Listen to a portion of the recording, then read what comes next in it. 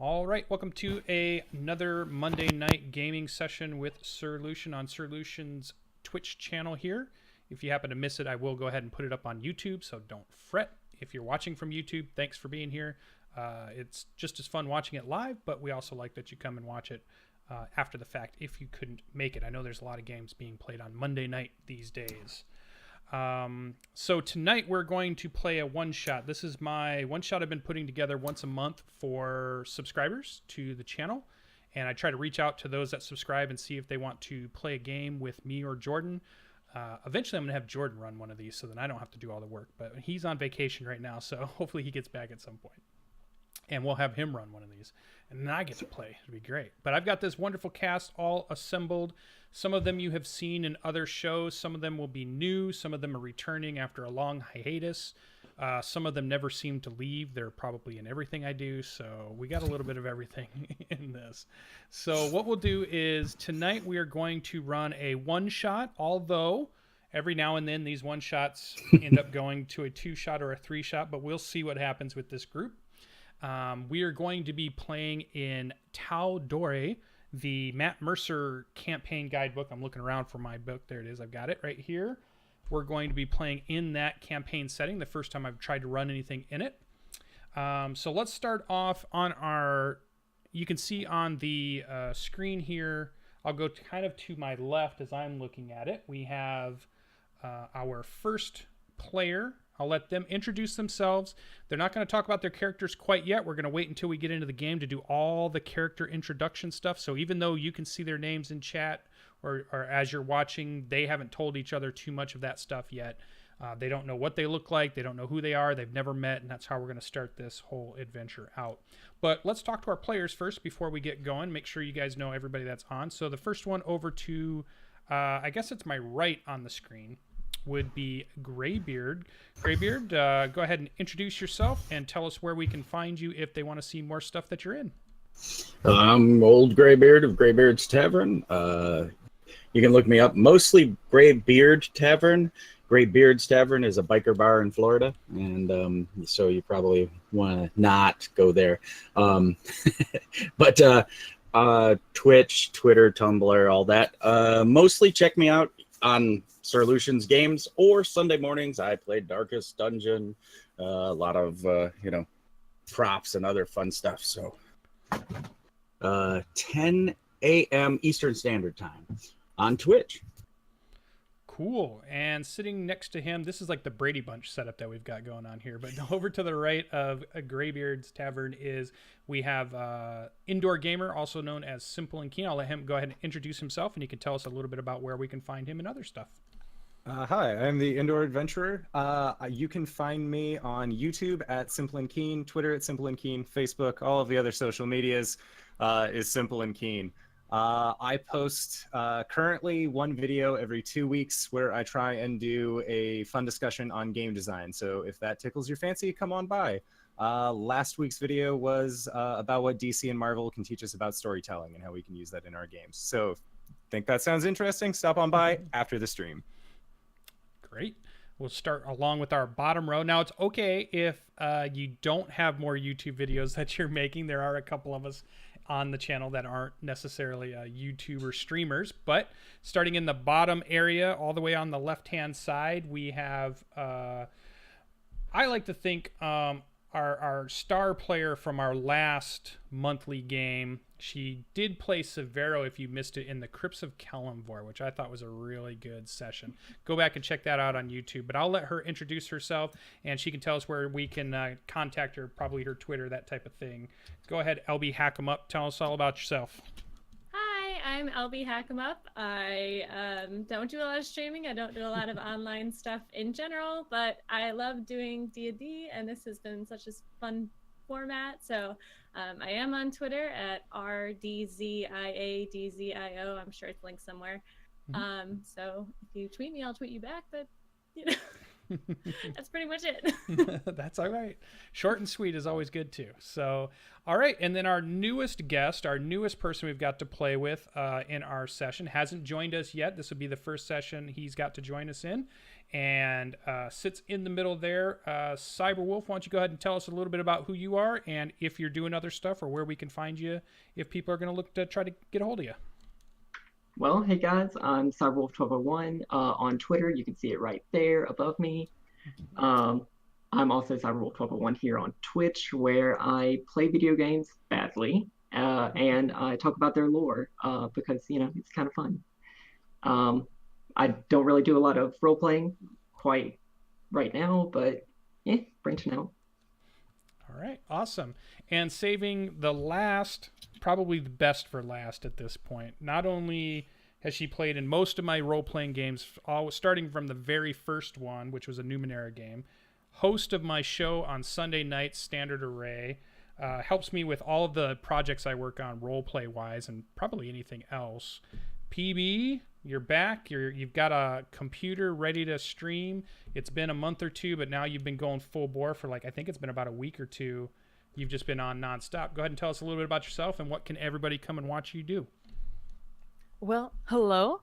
I am PB from PB Plays Inside, which you can find me on Twitter, YouTube, Twitch, Instagram, and Facebook. And what I do, variety streamer / RPG streamer, sort of. I don't run any games. I play in a lot of them, but I don't stream any of them because you can find me here on channels like Sirlution. Gaming, Sirlution is what this channel is called. Let's see. I do just a bunch of fun stuff. I've been on hiatus for 2-ish months, I think, 2.5, just because of computer problems, but I'm back. I have a new computer. I'm able to do so many things that I wasn't able to do before. Right now, RPG-wise streaming, I'm still trying to figure out my schedule. But RPG-wise, I'm making a game, sort of, an RPG game. It's called... Oh my God, band battles is what we called it in chat.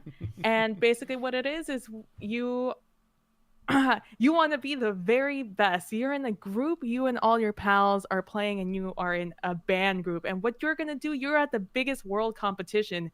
And now you have to make it all the way to the stage and play your absolute best. Getting through trials and tribulations such as doing a one-on-one duel with another player of your same instrument. Or vocalist, I don't know what you want to do, and messing with other people's stuff, trying not to get messed with yourself. It's going to be a lot of fun. I'm making it here on Twitch. So far we're 2 episodes in, 2 writing sessions in, so if you're interested in that, follow me on Twitch. Other than that, I just do random games, a lot of Rocket League and such, and like I said, yeah, that's me. Awesome. Oh, and Tal Dorei, we do that on Sundays. That's going to be starting soon.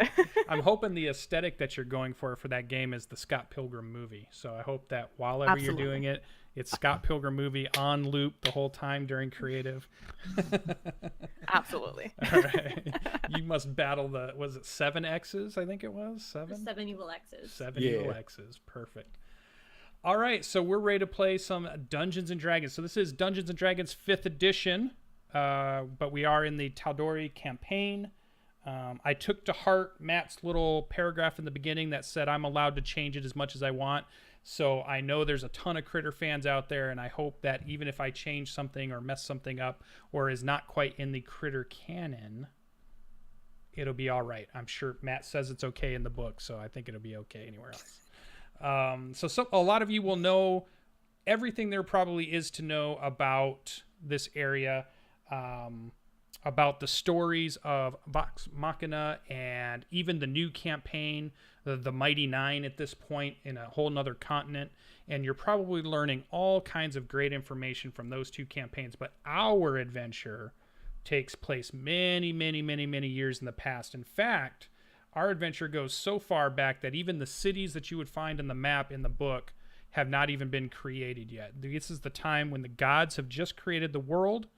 They have created all of the races, and they have realized that this world is dangerous, and the races that they created are having trouble getting a foothold in this world, and that they need help. So they provided artifacts and items of power to help the elves, the dwarves, the humans, and all the other races they've created to be able to tame this land from the primordials. So we're going way back in time for our adventure. So we're going to go ahead and open it up. And the camera pans into our very first scene. And we see black-robed cultists chanting dark words of power around a stone altar. We see them sacrifice an animal. Looks like a small, probably like lamb-type animal. And then they grab another one, a different one, maybe a pig or a chicken. And it keeps going bigger and different animals, all the way up until they end with the sacrifice of a bull upon this dark altar. They seem to be in some type blasted crater with pillars next to them, almost like obelisk-looking structures. Then we see them sacrifice and bring forward a family of humans. First the father, then the mother, then the son, and then the daughter, all sacrificed upon this altar. A figure appears off to the edge in the darkness, in the dim light, away from the ritual. And we see that she is robed in kind of a light blue robe with a hood and very white hair, kind of almost middle-aged looking woman who appears. And she kind of says just to herself, or she looks and takes in this scene of this dark ritual, and she yells to them, "Stop! You know not what you are doing. The power promised to you has all been lies. What you meddle with only brings this world ruin." But the chanting keeps going. The cultists seem not to see her or recognize her, and that ritual continues as they continue with the sacrifices.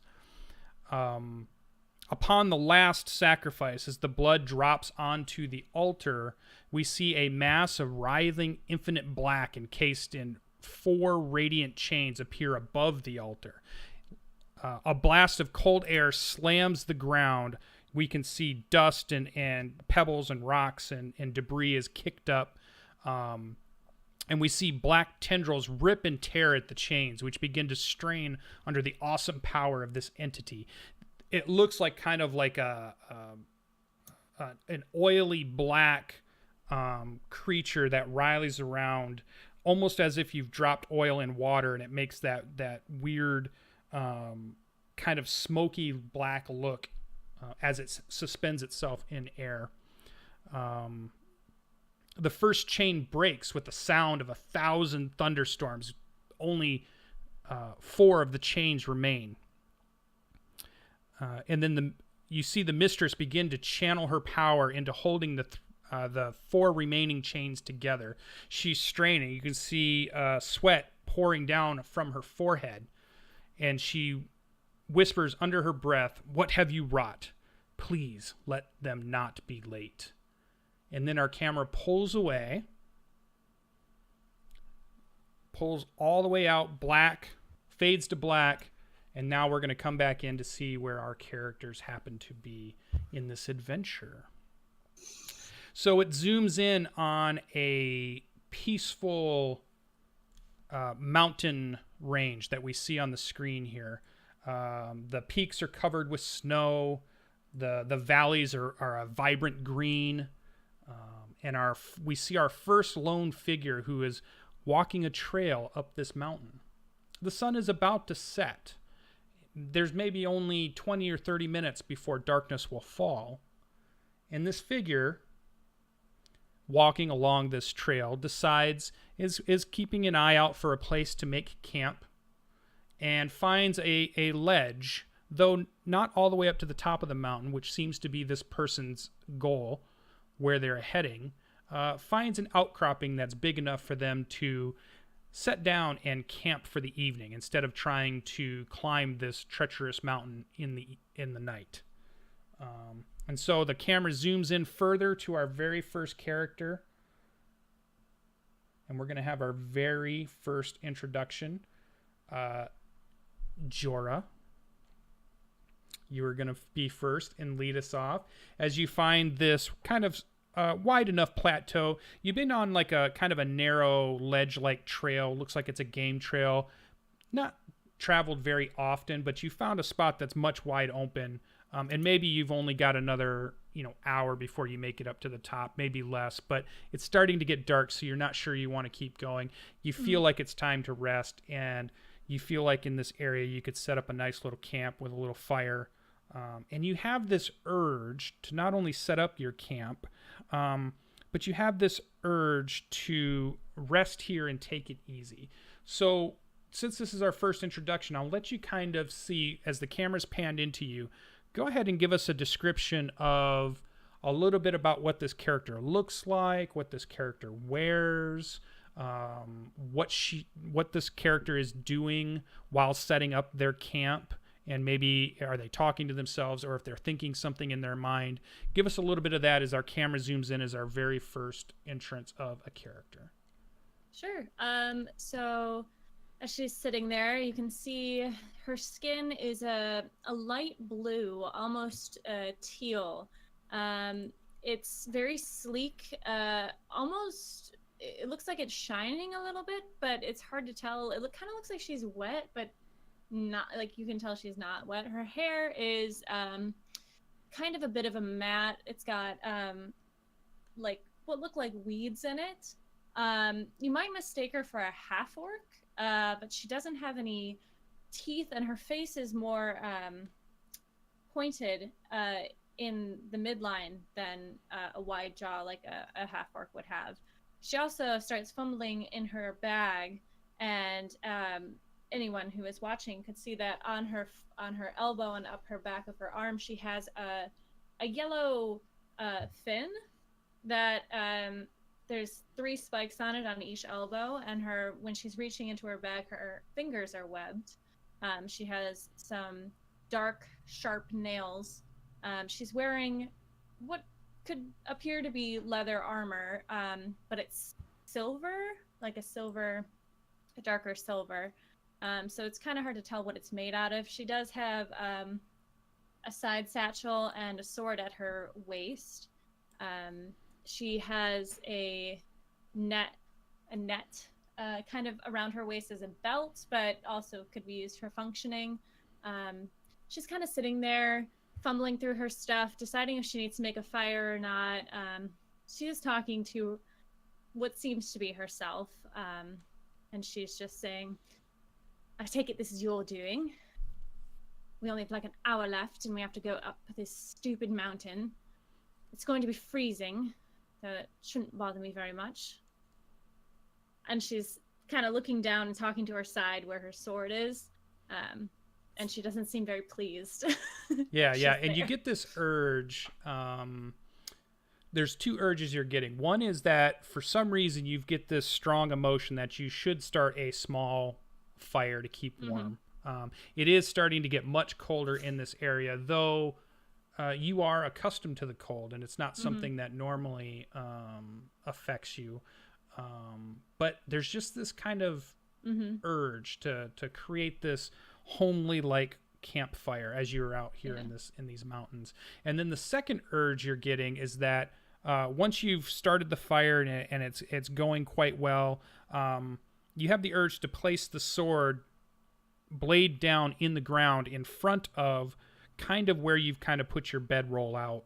And it's kind of sits in the ground between you and the fire, and kind of where your bedroll is as you begin to, stare up at the sky, which has a brilliant set of stars start to peek out as the sun is just barely about to go down, and the reds are starting to flash across the sky. And it's only within moments that you think, true night will be coming, and just each of the bright stars in the constellations start to wink out and peek out at you.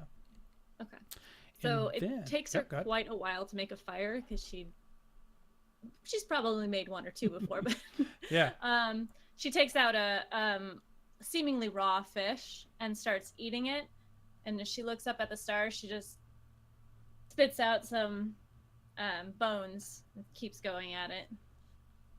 All right. And our camera then will pan out, and we have another figure who must have only been 20 to 30 minutes down the path from where our first character, our first hero was. Neither one of them saw each other during the kind of walk on the trail up for whatever reason. And but now that second person, as it's starting to get a little darker and you're starting to think I should find a place to maybe make camp, you see a welcoming reddish fiery glow just up the trail ahead of you. And you kind of feel a tiny bit relieved, as you were thinking that you might have to sleep on on this trail, which is only 3 or 4, 5 feet wide, to where it drops off and heads down into the valley. And you see kind of what seems to be, what almost feels like to you, a welcoming fire. And that's where we'll introduce our next character as our camera follows in on Graybeard, I believe Gildian. Yeah, Gildian. So go ahead and tell us what our camera shows us as you're walking up the trail, and then we'll go ahead and have you we'll have you kind of walk into camp there a little bit. Okay, you see an older man, late 50s, early 60s, white beard, white hair, and he's got a chainmail coif on, but it looks very heavy on his head. He's wearing chainmail and a tabard, but the way he's moving, we don't see what's on the tabard yet. We kind of moved in on his face and then swept to the side, and we see that he's walking with a greatsword. He's holding the ricasso, and he's kind of thumping along like a walking stick, this greatsword.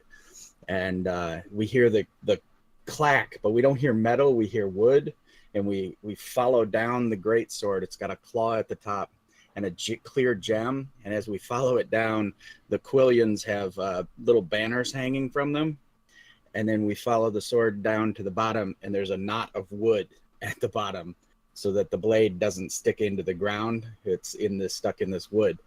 The other detail we see as he's moving along is that he's actually pulling a little sled behind him, and as we move down his hand to the sled, we see that the sled it's like a wood frame for a backpack is the runners, but his kite shield is the bottom of the sled, and in the kite shield is some kind of bundle wrapped up that must be the rest of his stuff. And he's like, click with the walking staff, takes 2 steps, pulls with the sled, because he's an old man and he's walking uphill. And so it's clack with the staff, 2 steps, pull the sled with him. And then I'm supposed to go to the camp and make an introduction. Yeah. So you're coming out of the darkness a little bit, and the first thing you see, as you're probably only 20 to 30 feet away, as your eyes kind of squint and look, you see what appears. Well, let's do this. Let's do our first roll of the game. Let's do a history check to see if you recognize this humanoid that you see before you. You see a humanoid. Let's see if it's something you would. So no, you've never seen this type of humanoid before. So you see what appears to be a blue-skinned adventurer type, sitting at a fire with a sword pointed into the ground and a warm, welcoming fire. And as you are within 20 feet or so, Jorah, you hear the footsteps on the trail to your left. So you're kind of sitting down and looking out over the cliff face. The trail leading down is to your left, and the trail leading up is to your right. And you hear footsteps just in the darkness, and you can just make out what looks to be like, how tall are you? 6'1", 6'2". A 6'1" shadowy figure seems to be pulling something, heading towards kind of your fire, just 20 or 30 feet away. You're moving very slowly, right? Yeah. So I would immediately kind of get up into a crouching stance and then tilt my head like, what is that? Oh, it's just an old man. And then I sit back down and I continue eating my raw fish. Yeah. You recognize him as an old human. Yeah. that was middle-aged at this point. Go ahead. Gilbert. And as I come over the rise and I see the glow, and as the light starts to, illuminate me and the figure before me, I see that. Can I tell if you're a he or a she? Probably. Yeah. Okay. I see that she is eating, and I clack to a stop. One more pull of the sled so it's close to my feet, and I say, "Greetings, my Ichthian friend. I am Gildian Fritz. You may call me Lore Master Fritz, or Chirurgeon Fritz, or even Brother Fritz. And you might be..." Hungry. And he doesn't make the joke. And he says, you can see it click in his head, but he's like, nope. And he says, "May I join you at your fire?" I assume that I've made this fire for you, so sit, Twigs. "It will help my old bones." And he clacks forward, and does he get the same feeling about the so sword? You're starting to move forward, and two feelings come over you. Two inner kind of suggestions seem to just appear, and one is that to take your ease and warm with this fire, and then you notice the wood is no longer at the bottom of the sword. Like within the last 20 or 30 feet, the part that was keeping the sword from touching the ground is no longer there. And you have this urge to place the sword in front of where you're going to rest, between you and the fire. And you see, now did she say her name to you? No. Okay, no. yeah. So you see this figure here has the sword between her and the fire, and you just have this weird urge to do the same thing once you've kind of laid out your bedroll. Okay.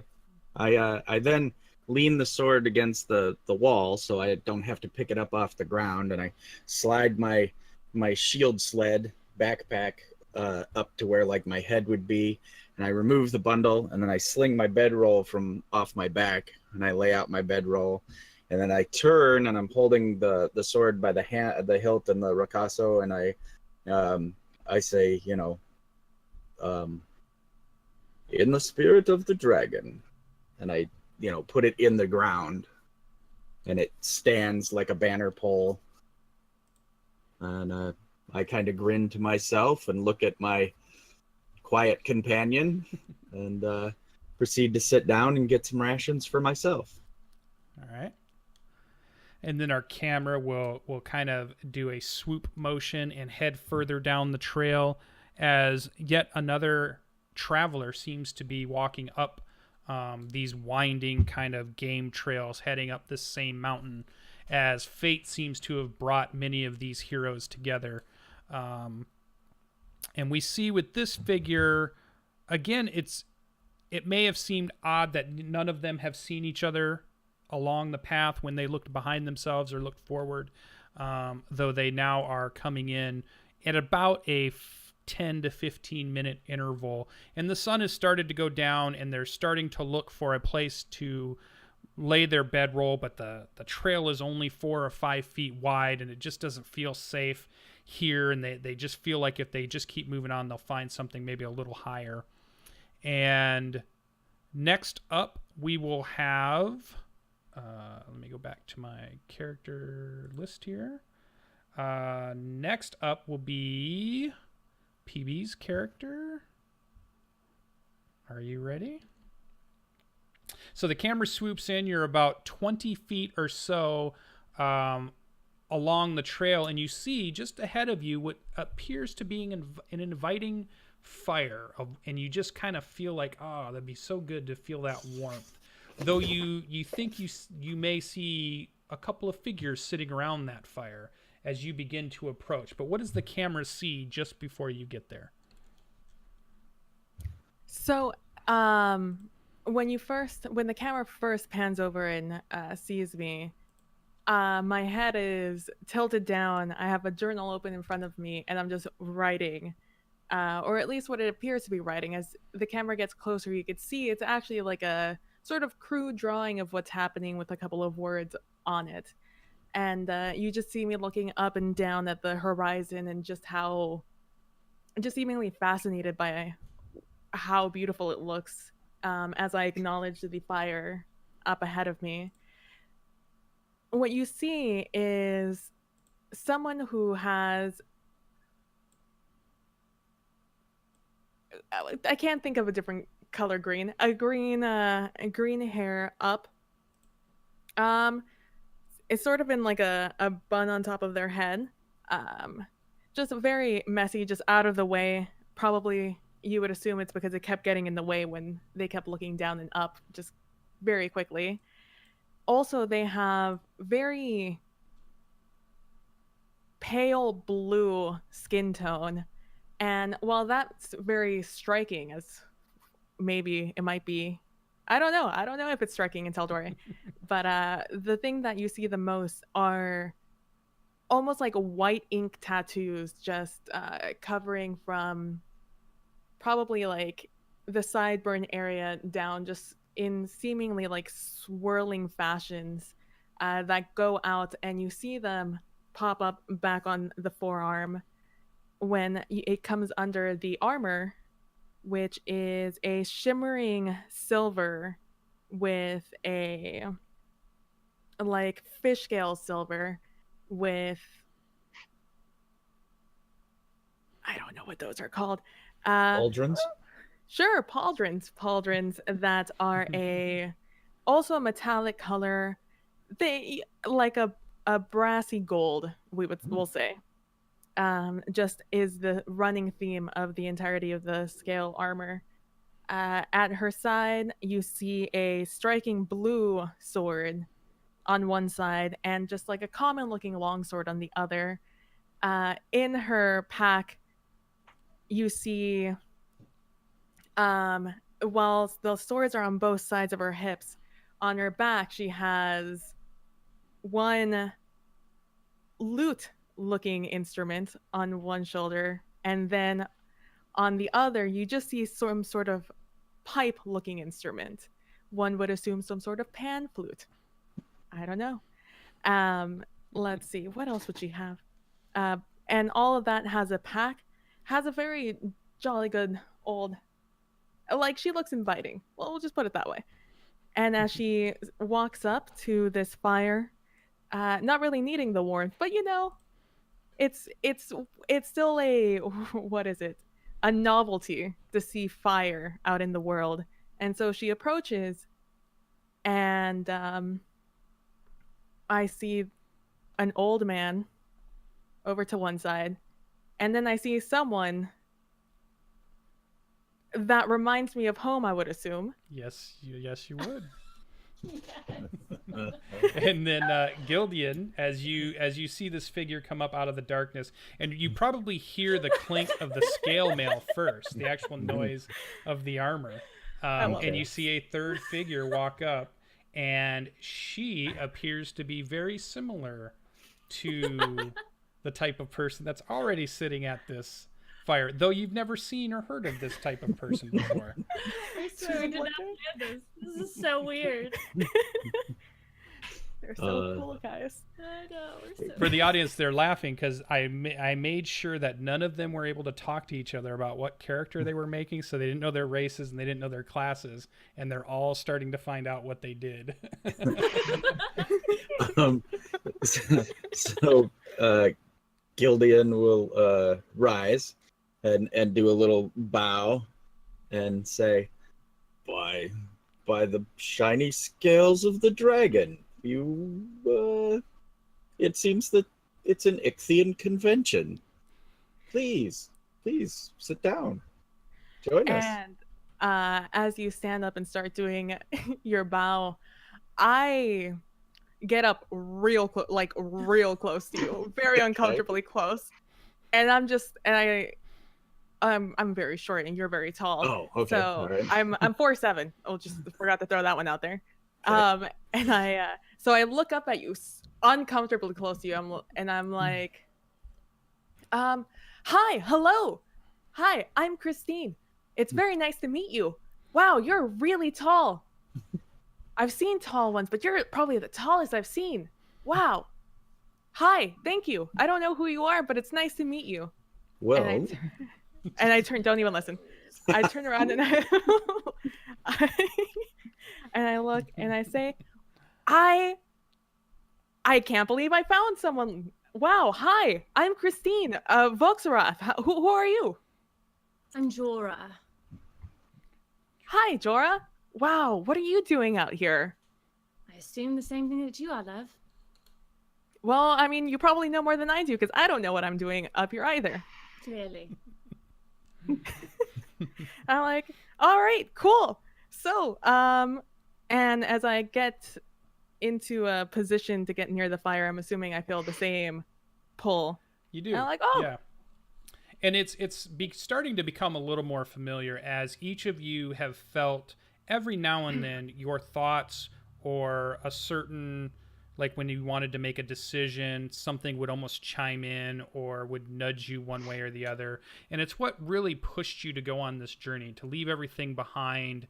And you're pretty sure that you know it's this artifact that you carry with you, this item of importance, though you've never seen it do anything, you've never been able to get it to do anything, it's never spoken to you directly, but you do have a pretty good idea that every now and then it tries to influence a decision for you, or it tries to, when you come up to a crossroad, it might urge you to go left or urge you to go right.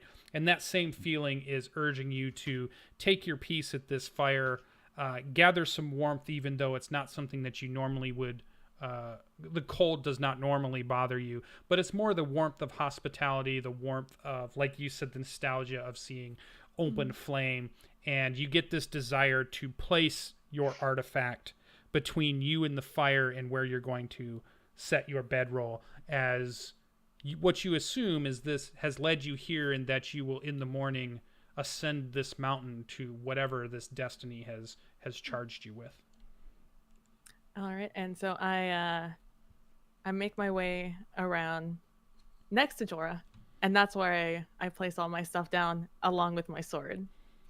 I'm like, all right, you want to be there? We will put you right there. Enjoy the warmth, little guy.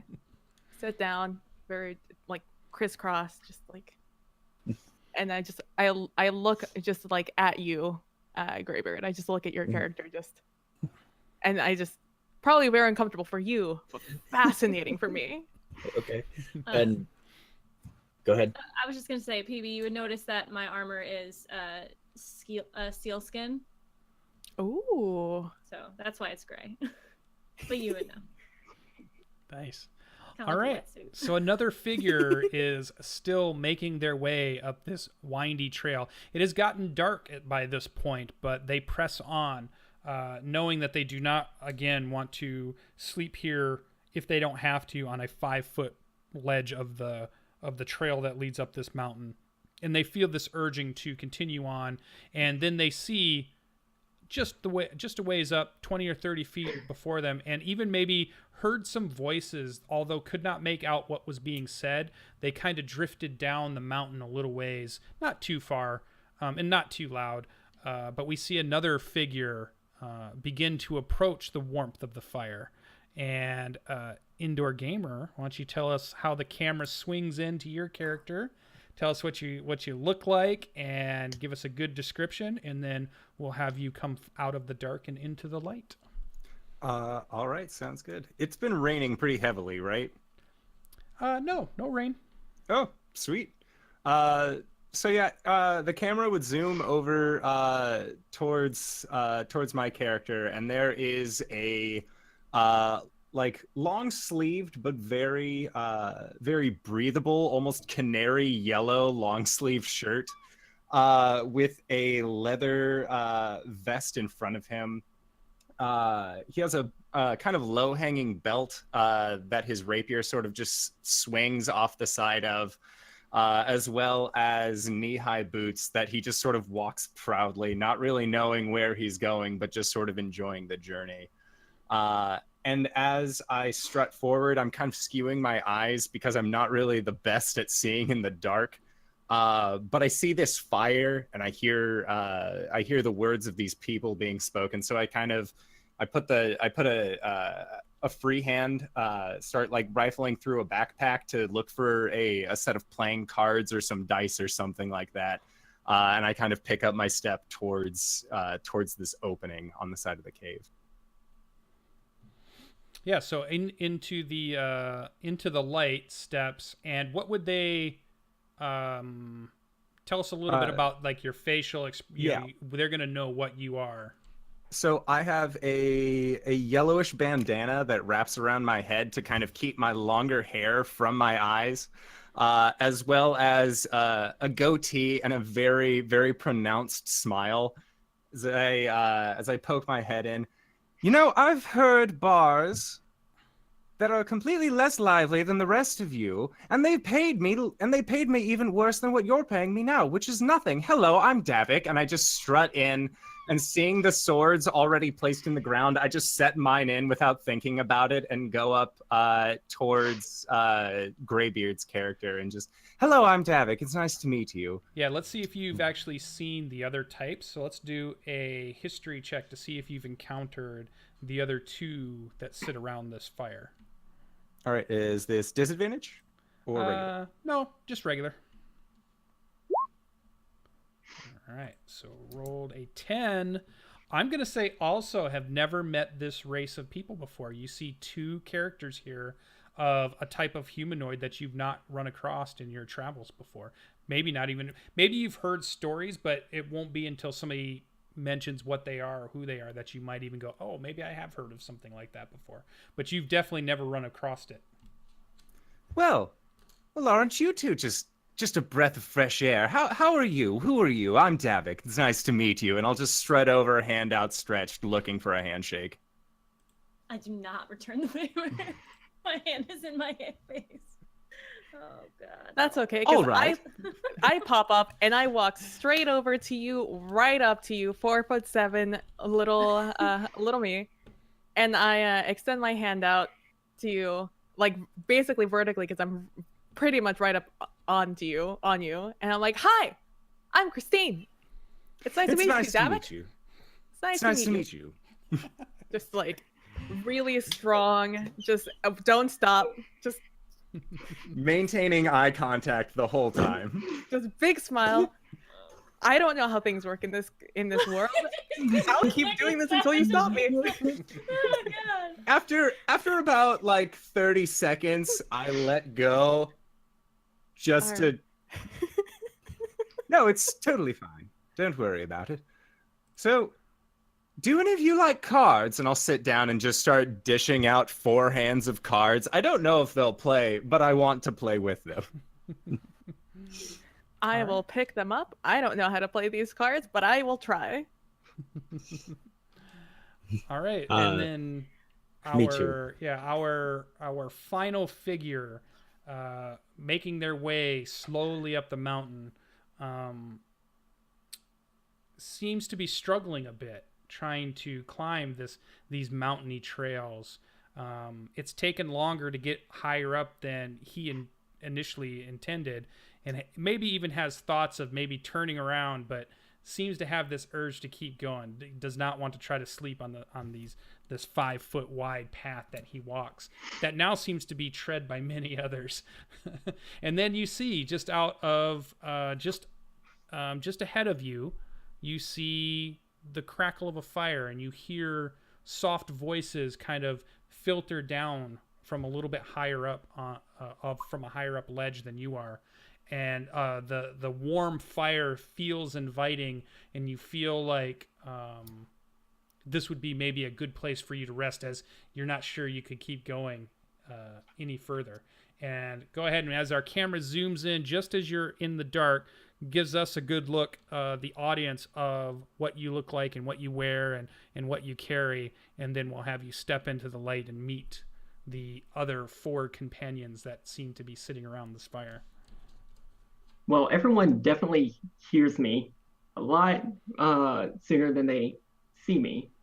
because coming up this mountain, I start to like let out a cough because I'm not used to this elevation. And as I let out a cough, I unfortunately trip over a rock and just fall flat on my face. Um, Chainmail clanking, shield hitting rock. It's If there was anybody who was trailing us on this mountain, they would have heard us. But as I just like push myself back up, and what the camera sees is no one's seen a gray dragonborn, and gray dragonborns are not typically a thing. But you just see lots of like silver scales that have lost all of their luster. As I like pull up, you see like sullen eyes. I stand up. The chainmail or the chain shirt is all beaten. It's a little bit rusted. The shield similarly beaten. I'm wearing like some sort of military getup, but it just looks wrong and unfortunate. This dragonborn is lanky. He has muscle. It doesn't seem like he's filled in his stunted frame. What the camera does see is along his sword arm, some draconic script seared into his arm. It looks like this person should probably he would probably be dead if it wasn't for like the icy burning desire to just stay alive in his eyes. And he's just gonna keep crawling, stumbling toward the camp. I want you to know, as we started hearing you just clanking with some sort of rhythm, I'm assuming, because you're walking. Mhm. I've taken out my lute and I've just started like strumming something along to the beat of your shaking, and you're clanking along. So I'm just strumming along. I It's, like, will kinda I will random. join you in this. Just pull out my instrument. But as I walk up, I'm just gonna look at everybody. Would you, gentlemen and ladies, I'm not sure what you are. Yeah, or let's who make you a are. roll to see if it's something you've come across before. So That's this a would just be history? a history. Yep. Yeah, this Killing is it. awesome. Killing it tonight. Loving that Yeah, negative you've not modifier. encountered this race of humanoids before, and I have not even heard of a story of them. Though you guys see walking into the light, this dragonborn as he has described himself. And because he looks bedraggled and possibly wounded, I immediately spring into action faster than you guys have seen me move at all so far. And I go to help him, and I'm like, by Jove, you should probably lay down. You look, and I'm like checking his eyes, and I can't help but read the draconic on his arm just in passing, because once you can read, you can't not read. And and so I'm helping you to a spot near the fire with a very doctorly manner. You can read Draconic? Yes. Okay. What it says in Draconic, it would say Vikin Yol, Thirduinal, Mulag Zokpa, which is Dark Hope Fire, Overlord Steel Hand, and Strength Most All. Oh, wow. Okay. So, Douse the Fire of Hope, Rule with an Iron Fist, and Strength Above All. Okay. All right. I'm more concerned with your health at the moment, and like I said, I check basically like a combat medic. I kind of work my way down, make sure there's no broken anything or whatnot. Yeah, he's good. But Yeah, you get this thank you, sir. urge also to lay your bedroll down. There seems to be a spot along this fire that's been created, just enough for this small group, and you see these swords set between the bedrolls and the fire that's been created, and obviously there's just one last spot for the sword that you carry to set in the ground before you, as you begin to get yourself comfortable and take your ease from the day's journey. All right, so I'll go up and lay it down in the ground in the spirit of the dragon, and then I'll go back. The moment you sit down and stop jangling, I stop this. I look at Davik and I'm like, this is it. This is the epic ending. Let's go. Let's do it. And I tried and I look at him. I look at I look at a Jarth and I'm like, and big strum. Done. We swelled. Yep. Just like high five. All right, and I think we would have maybe an awkward moment of maybe the group looking at each other for a moment. Some of you taking some food, some of you finishing the dinner that you had started, and maybe looking back down the trail and just wondering just how many more people are going to come up this trail.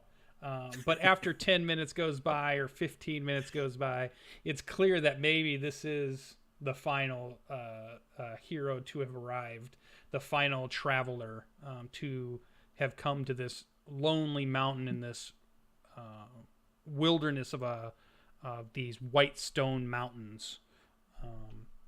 You've heard tell that some may call these the Alabaster Sierras, a point that's in the very northern part of the continent of Tal Dorei. There's not much out here. This is great wilderness and great danger, though your travel in these last weeks or months, depending on how far you came from, oddly seemed very uneventful, as if you were always just in the right place to miss any trouble that might have found you, whether you had gotten through there quick enough or it had went by before you had arrived, as if destiny was looking out for you on this travel. And you now have made it here to this mountainside with this group around you. So I think I'll let you guys continue a little bit of playing if you wish before we move on, to give you plenty of opportunity to role play out or role play meeting each other. So by all means, continue on. So I'm going to introduce myself. My name is Jaharth. Who are you? At the moment I finish that last drum, give that high five. It's like a running high five. I give it to him and I come around to you and I am like, I'm here for the high five for you. Uncomfortably close, way too close. It's going to be an awful high five if you give it to me. Yeah. I'm like, I'm Christine. It's very nice to right up on you. Very nice to meet you. Wow. Wow. I've heard of you guys. Never seen one of you. I thought you'd be shinier. It's fine. It's whatever. You're so cool. And I'm like, I'm approaching you like I want to touch your scales, but I know that's like sort of not okay from other experiences. So I'm just like, it's like, can I? Nice to meet you, ma'am. It's like, it's really nice to meet you too. I'll just stand there for a second. Uncomfortably long. So I want to make sure. It's going to start awkward playing in the silence. background. as time stretches out, I'll say, I'm Lore Master Frisk. That's Jorah, who take her at face value. And that's Davik. And, well, you've met Christine. Do we go back to cards at any point? Yeah, I totally messed with your cards while you were helping out Jarth, by the way. Okay. You notice as we're playing, about 10 minutes in, I'm like putting cards down before, I should. And it's like I know the game without ever having to be instructed or whatever. Mm-hmm. Nope, exact opposite. Some of my cards are the wrong way around, so you can very clearly see them. I get a little bit flustered with them, but it's fine. It's fine. It looks cool. I look really cool doing it. I'm gonna kind of yank Christine over to me so that when we're sitting next to each other, we look very close in height. And since I haven't stood up, you guys don't really know how tall I'm pretty small. I'm only a couple inches taller than her, but like 4'9", I think. So I'm gonna pull you over and just be like, could you just tone it down a little bit, please? You're being very aggressive, and people up here. Have you ever been out of the ocean? I mean, like, I don't know, like first time. It's my first time, but it's been like a month, so I know some things. And people are really nice and telling me things sometimes, but other times they don't. But it's fine. So do you need me to tone it down like this? Do you need me to be quieter? Am I talking too loud? I'm still sort of used to the water rushing through. Right. It's very quiet and very boring up here, but if Really you could just beautiful. like keep our society secrets secret, just don't go blurting anything out too much. At all would be great, but I've met you and I think I know you pretty well now, and I'm gonna say minimal if you can. Yeah, very clearly. Yeah, absolutely. I would never tell anybody how I got my sword. No. Right. I'm talking about like our society, where Like, we're from. Yes, that, and keeping things like that on the down low. like the fact that we're not from the material plane, or like other stuff. All of it. Let's just go with all of it, and I then think they're cheating. if you could not talk at all, that would be just fantastic. I'm just imagining too that one of you is from the northern sea and one of you is from the southern sea. yeah, that's pretty much it. Or the Okay. east and west. Yeah. East to west. Yeah. Thank you. Okay. All right. And I'm just gonna like right her by her armor, like shift her back over to her, so kind of scooting her slightly farther away from me. And I'm placing down a card as I do it over. In the general area of where they should be, like I still don't really understand how the game works, but I'm putting a card down because I've seen people do it. So. Like the wrong face up. Yep. Jaharth, would you like a hand in this game? Sure. Yes, sir. Excellent. Now, I don't know about you, but I don't have a whole lot of money. Or if any of you else have money. However, since we've kind of met each other here on the trail, perhaps we could, play for a story or something. Maybe a little bit about each other. If you win or if you lose, we can make up the rules as we go. But I do enjoy just hearing about people and learning as much as I can. So, are you in, or would you prefer to just stay on the outs? I'll play. Excellent. Always love a card player. And I'll dish up another hand for Jaharth as well as everybody else. And this is going to be noticing that Christine is having a very difficult time with like the mid-tier card game. It's going to be like Go Fish or just 21, like the most basic game we can play. Yeah, and I would think that each of you have begin to feel a little bit of insight that maybe you wouldn't normally be able to pick up, but something is giving you information, is providing some type of thought, or kind of moves your thoughts into a certain way. And I think each of you, maybe not necessarily simultaneously, but in its own way, the swords are facilitating you kind of knowing who sits across from you.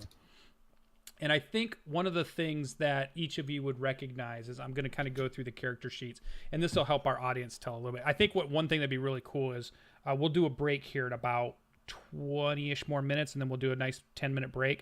And everybody can do but during that time, it'd be cool, I think, if you guys posted what your stats were as far as your character stats, so people can see it.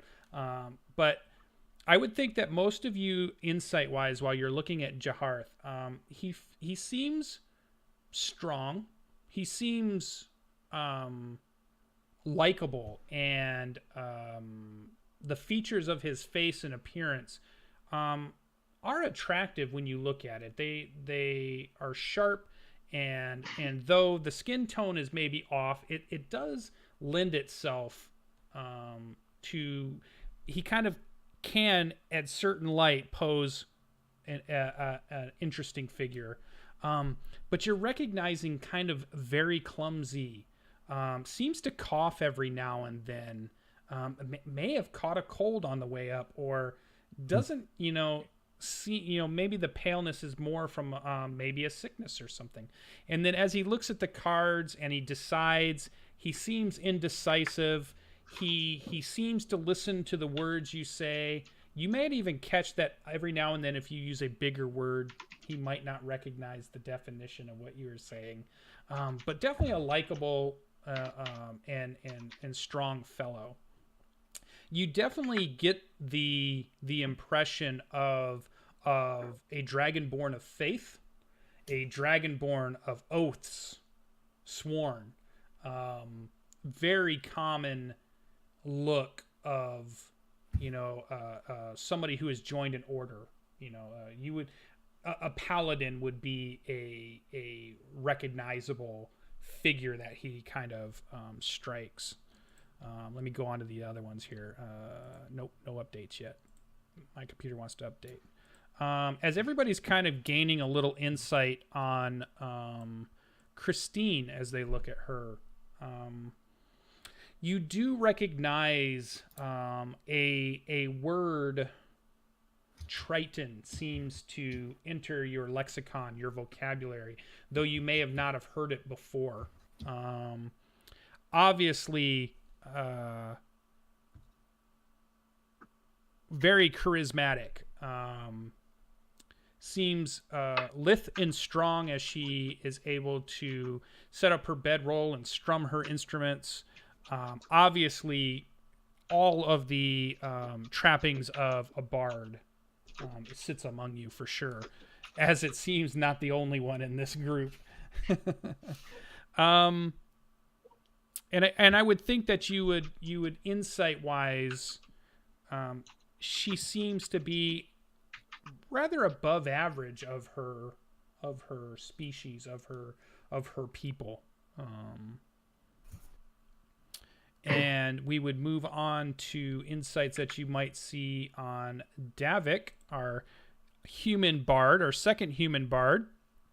One thing I think you would notice, though able to move gracefully, seems well of health, definitely has a quick wit, and ever eloquent and dressed properly. You do notice does not seem to have a very strong build to him. Does not seem very athletic as far as being able to lift things. But clearly another bard who has journeyed and has followed this destiny here with you. So we have a paladin and two bards thus far. And then our insights of Jorah. So with Jorah, we see, again, somebody who moves very gracefully. Seems athletic enough, has a very quick wit, and seems to be able to pick up on the card game quite well, whether she's played before or not. Seems to be of a striking look to each other, very eloquent in her words when she chooses to use them. The only thing that maybe seems to come off of her is that maybe she's hiding the fact that she also may have contracted a cold heading up here, or has had trouble breathing with the thinness of the air. Seems slightly maybe discolored skin tone as far as maybe Christine can tell, that she's maybe a little bit under the weather at the moment. When you just get this look of her that maybe she's a little under the weather. Hopefully this is all giving you guys a good idea of the stats of these characters. And then Gildian, our final. And I would think that the image you get from just kind of from insight to I gotta get everybody's name right. Jorah definitely seems someone who likes to skulk in the dark shadows, move quickly, and nimble of fingers. Definitely somebody who is at ease, maybe in the criminal enterprise, has that toughness, that alley kind of don't mess with me in a darkened alley kind of feel to her. And then Gildian is definitely as you can tell, also seemed uncoordinated kind of a little bit when he was placing the stuff around, though very strong, even though an older gentleman, quite able to maneuver obviously the heavy armor and the load that he's been dragging with quite ease. Seems healthy though his age, and you can tell his wit is just like razor thin quick. Like you get that feeling that he doesn't miss anything that appears in front of him. His eyes constantly seeing and judging and calculating and analyzing and remembering and cataloging. It's a very scholarly kind of person who takes in details. Though hygiene a little bit on the low end. Definitely kind of an uglier human that most of you have seen before. Maybe a broken nose here or there, or scars that are not the ones that are becoming on that end. And though you can tell a man of faith, you get the impression that this is a man that believes in God, and probably a specific God. Now, I don't know if you went through and picked a deity or not. Yeah. Oh, this did is you? That's my tabard. Ah, okay. And which God is that? It is the Platinum Dragon. There you go. So worships, and then you would recognize a man that has a holy symbol and has the look of a cleric amongst you. So for those in our chat, though our characters may be only getting the insights of this, if not the exact words, it looks like our party, without talking amongst each other, have come together with a great heroic party of a cleric, a paladin, a rogue, and 2 bards to take on the world's evils. As should be. As should be. I was actually hoping for an entire party of bards. I really thought that was going to happen. I just played a bard. Yes, that's true. Yes, I did.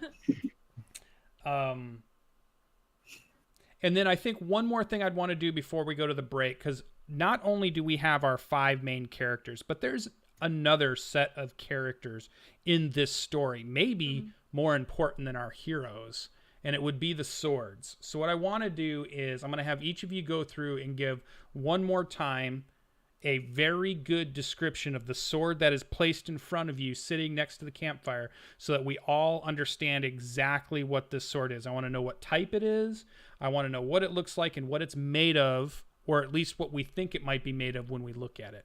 And then we'll just kind of go around our cameras here. We'll let Gildian start us off. So it's a great sword.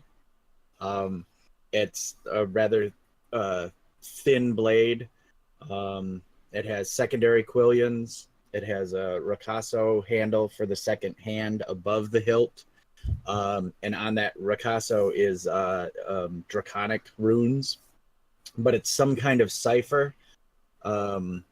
And then the quillions themselves are long and thin, and they have little banners hanging from them, which are also written in draconic. And then the hilt itself is almost a foot long, and it's got a dragon claw with a clear gem at the top.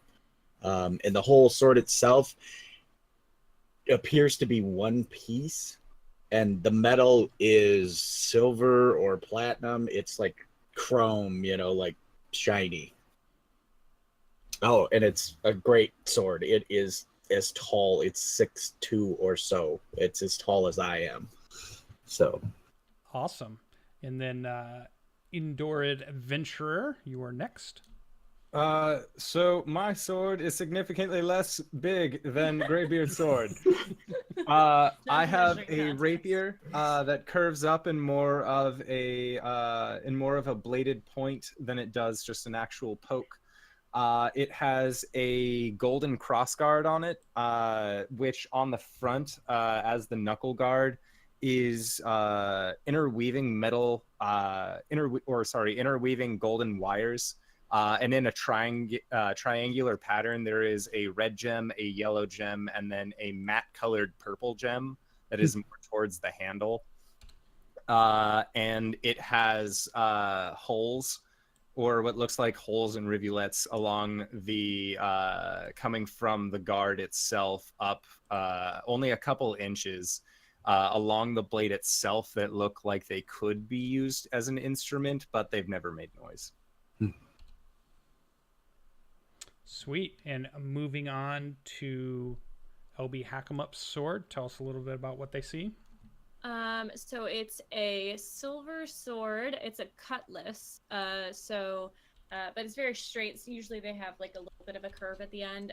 The back of it is very straight. The bladed end it almost looks tattered, but that's the way it was created. There are kind of little spikes on it, makes it look more rough and tumble. The basket guard over the handle, it's a dark brown handle with gold lacing on it, and then the basket over the handle is a golden sort of weaved, almost looks like a star or a sun with a very gaudy sapphire gem in the center of it. And the gold from the handle goes all the way up the blade and sort of just like random, almost looks like Tails of Fire, but in gold. Awesome. And Lottie. Jareth, Cyberwolf, tell us about your sword. All right, so like Gildian's, my sword is it's a long sword, but it's also made of silver or platinum metal of some sort. Unlike his, it is completely tarnished, completely opaque, no luster whatsoever. It's very plain. It doesn't have any iconography or runes or gems or anything. It's just got a cross guard, and then the ends curve up a little bit, and then just end in a point. It's very plain. Awesome. And finishing us off, PB, Christine's sword. What do we see? So this sword is beautiful. It's something you'd probably see on somebody's mantle, and probably was on somebody's mantle for a very long time until, hey, surprise, it's a real sword. The very unique thing about it is that the metal is a blue steel. It's a scimitar, and it's, like I said, you would think it's a mantelpiece until you see it glint in the light and you see how sharp it is on one side. And on the other side, there's just a cute little cutout that would hurt you if you got caught on it. But it doesn't really seem very useful in combat unless you just, I don't know, run into it. So then the hilt of it and the handguard are all onyx black. And honestly, it's probably onyx. And interweaving, the interwovenness around it is some sort of silver going around it. And right under the handguard, in the widest part of the hilt, there is an outline of silver. And in the middle is a very dark black gem sitting right there. Awesome. All right, so these are the swords that seem to have brought our heroes, champions, those that are destined. We're not quite sure yet. Brought them this far along, brought them to this meeting of some sort. And we have our fire as we see a card game, and they finish their meals, and maybe a little bit more small talk, and then from above them on the mountain, they all feel a rumble in the mountain as a cold air pushes down from above, nearly blowing them off of the ledge, the amount of force that comes down from above them. All of a sudden, where it was kind of nighttime and you had a campfire that lit up just the area that you were sitting in, and it was darkness out in the valley and darkness on the mountain and the stars shone above, the mountain is lit up in dim lighting as some type of brilliant light above them cracks into being, and you hear a thunder of like 1,000 thunderstorms snap, and almost the metal sound of maybe like a metal being torn apart coming from above you, and it's not that far. Instantly, each of you have this desire to grab your sword and make your way to the top of the mountain. The path is now shown to you in dim light. Though it is not bright, it's enough that you can make it up without any trouble to continue your way up. And then you also notice that you thought it was much higher up to the top of this mountain, but now that the dim light is really outlining this whole area, you see that you're probably only 10 to 15 minutes from the very top of this mountain. And with that cracking of thunder and the ominous cold wind that pushes and nearly drags you off the mountain, you begin, on that wind, you hear dark, ominous chanting words coming from above you on top of the mountain. Each of you getting up, grabbing your swords, begin to make your way up the trail. And what we will do is we'll go ahead and take our we're going to do a 10-minute break here, and then we will come back and we will see what our heroes find at the top of the mountain. If you listened to the earlier part of the session, you may already know what's happening at the top. So stay tuned. We will be right back with this wonderful cast and crew. Don't go anywhere. You won't want to miss it, and we'll be right back. Bye.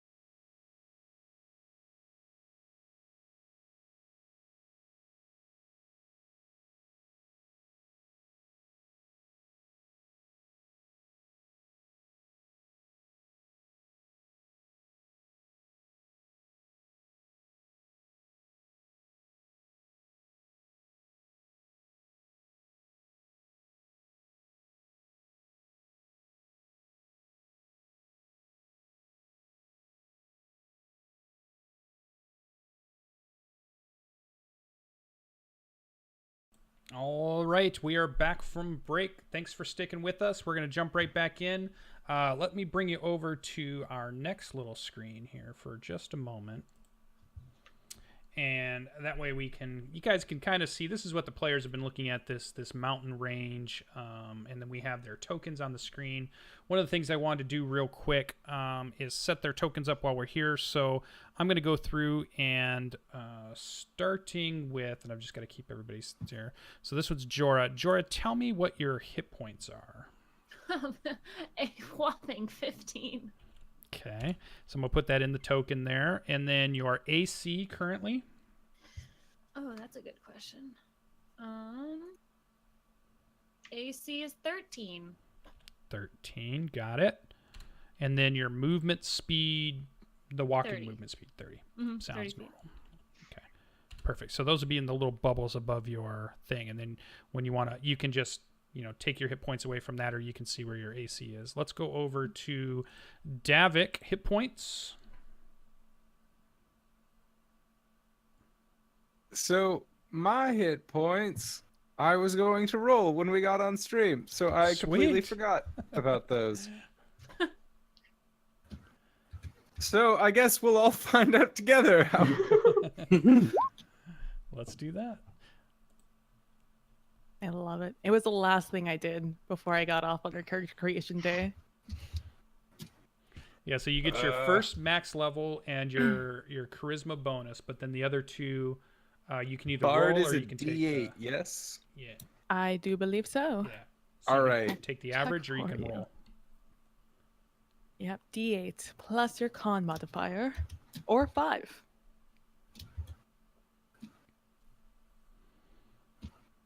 Oh no. Oh no, you Wait, didn't roll. how does that work? You didn't roll anything. You forgot the 8. Yeah. Slash R 2d8 plus 4. There you go. That's great. So I have 18. All right, 18 it is. That was great. We're all gonna die. AC. How did you roll so poorly? Hold on. No. Tell my story. AC for Davik. The AC for Davik is 12. Okay. And I assume 30 for movement. Yeah, 30 for Perfect. move. All right, Gildian, hit points, please. 27. Nice.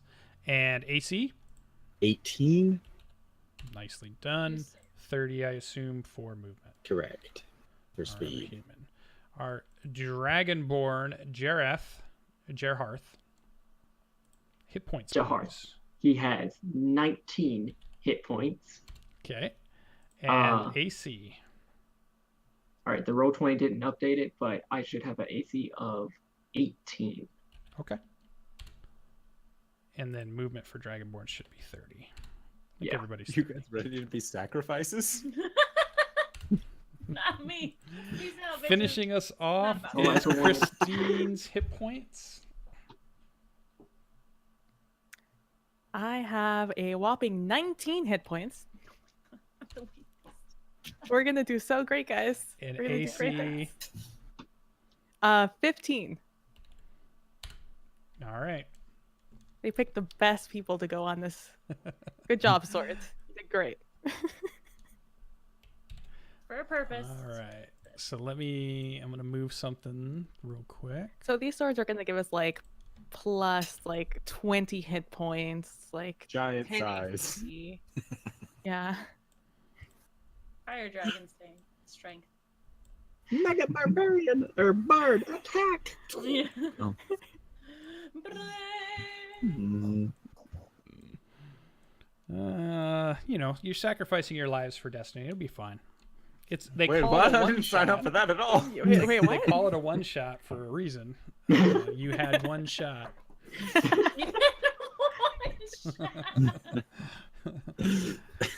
All right. So each of you probably not even really, I mean, grabbing your pack, grabbing your weapon, grabbing your shield but maybe leaving anything else extraneous behind. It's racing up to the top of the mountain. You feel this ominous,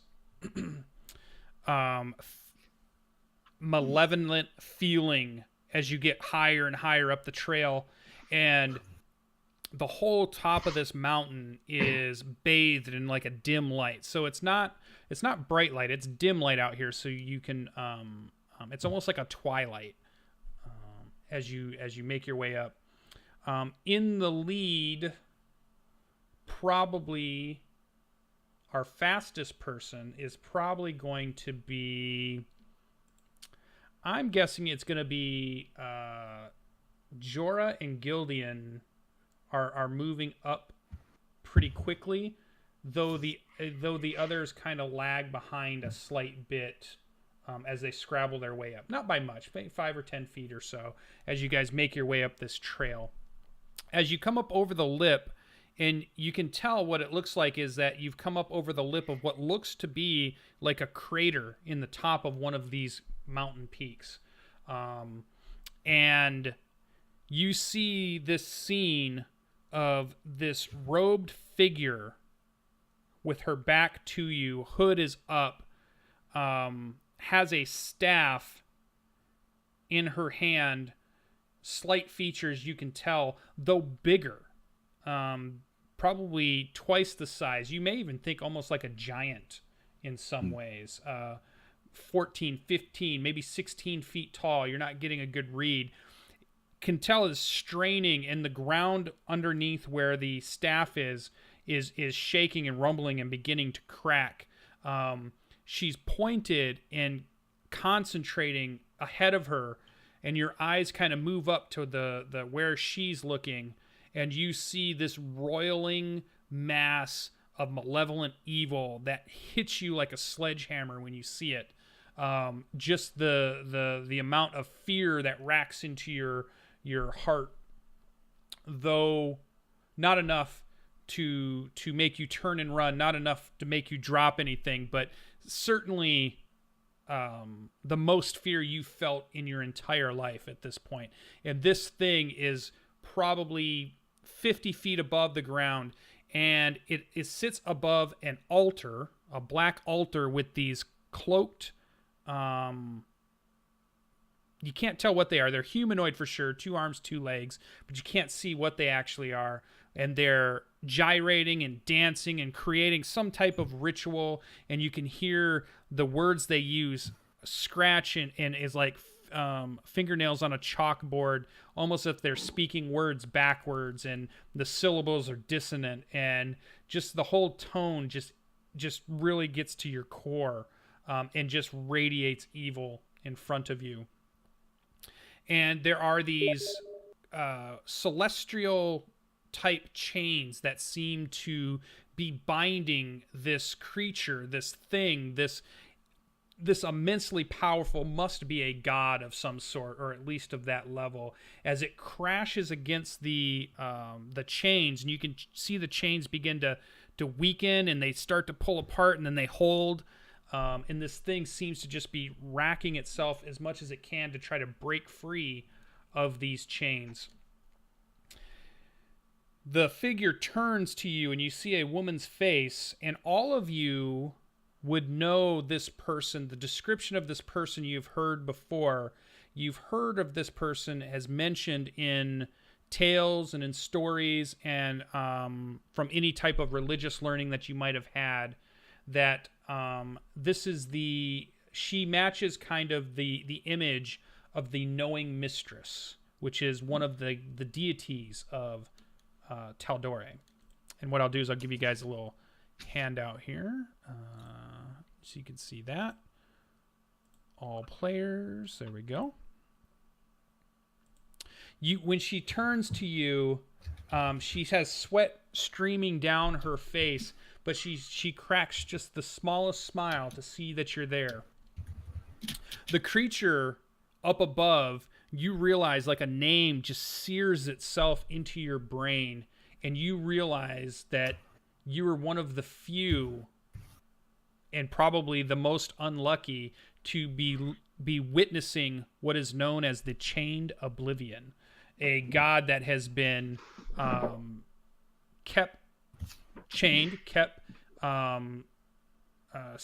secured from the world, for if it were ever to get loose, it would ravage the entire area. Nothing would be left. And you can see it smashing against the chains. And I like to think of a pop culture reference here would be like the smoke monster from the Lost TV show. Is that very kind of changing form, changing shape, tendrils of smoke and oily like smoke smashing against whatever's holding it, as these obviously cultists are trying to free it. One of the chains is gone, only 4 hold, and as you hit the top, a chain snaps. Only 3 chains now hold the chained oblivion, and let me give you also a handout for that. All players, so you guys can see that under handouts. Yeah, no. No. That's fine. Smashes against that. 3 chains remain. And now it seems to, though it still is not able to reach, it's trying to get to, you can tell the knowing mistress. It's trying to send tendrils out towards her, but the chains keep it from moving too far. And one of the tendrils shoots down, hits the altar, and then spreads out, almost like the arms on a clock almost, and hits all of the cultists. And you see the cultists convulse and kind of dance around, and then all of a sudden they turn, and these cloaks that they were wearing is just a cloak that now encompasses basically like these smoke oily monsters. They're no longer human or whatever they might have been as they turn to you. And as that happens, let's go ahead and bring you to the battle map. We're level 3. Oh yeah. 3. We're gonna be fine. It'll be fine. So you have arrayed yourself near the mistress. She holds forth and is trying her best to contain the chained oblivion. These creatures now begin to move to intercept her. They seem intent on getting to her, as you have made it, and you now array yourself behind the mistress. And on that, I'm going to have every one of you select your token. And when you click on your token, then on your character sheet, you should be able to click your initiative roll. And it is time for the battle to commence. No clicky. Yeah. Yeah, we don't have. Oh. Hold on a sec. Let me see what I haven't assigned them to you. That's the problem. Yeah, so this one is 6, 7, 8, 9, Jorah. 10, So 12. when we ran away, I saw the Queen of Hearts as the last card I picked up. So I feel like that bodes well for this imminent destruction we're about to all face. If any of us live, mainly me, I'll be sure to write down how it was all of us, mainly me, that solved this problem. Yes. I feel your prognostication is unwarranted. For No, I think you he's won't pretty be stoked. escaping this hill. Oh, it does, you know. Well, that's reassuring, to That's a, say the least. Thank you. that's a god, right? I mean, standing It's- before you are 2 gods battling it out. It's more than Why a are we story, here? is what it is. I'll look down at the sword. What are we doing? Hello? I'm level 3? Can we not? All right. I was thinking ocean. With that, you guys can go ahead and begin to roll initiative. Oh, good. Great. 10 out of 10. I'm sure it'll be fine. Totally. Oh, that's actually not that bad.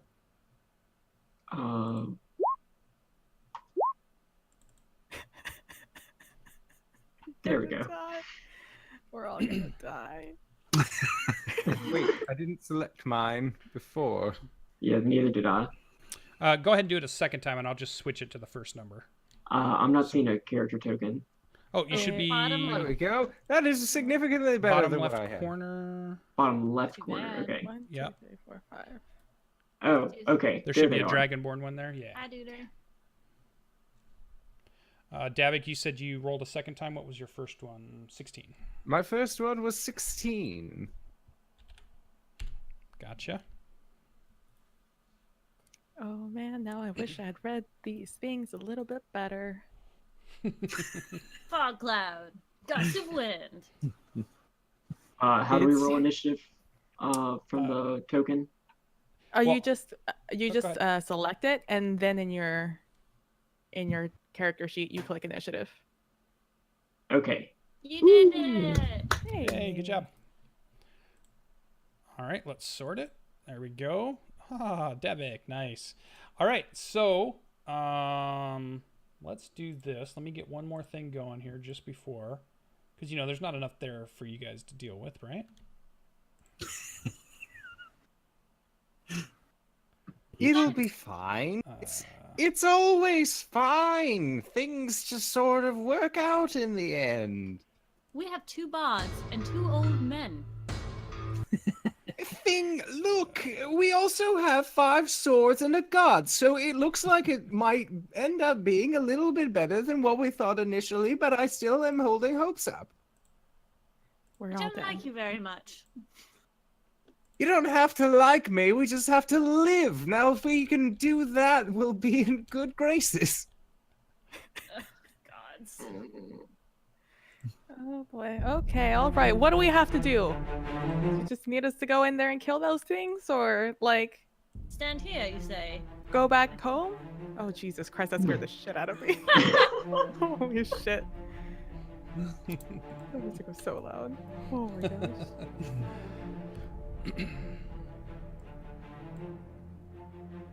All right.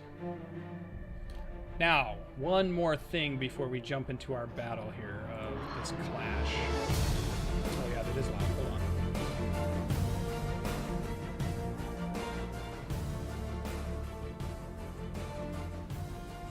You guys can adjust it on Rewind your if you need side to. too, but I'm gonna adjust it so chat can hear us talking still. That should be good. Okay, so chat, let me know if that's too loud for you hearing us or not.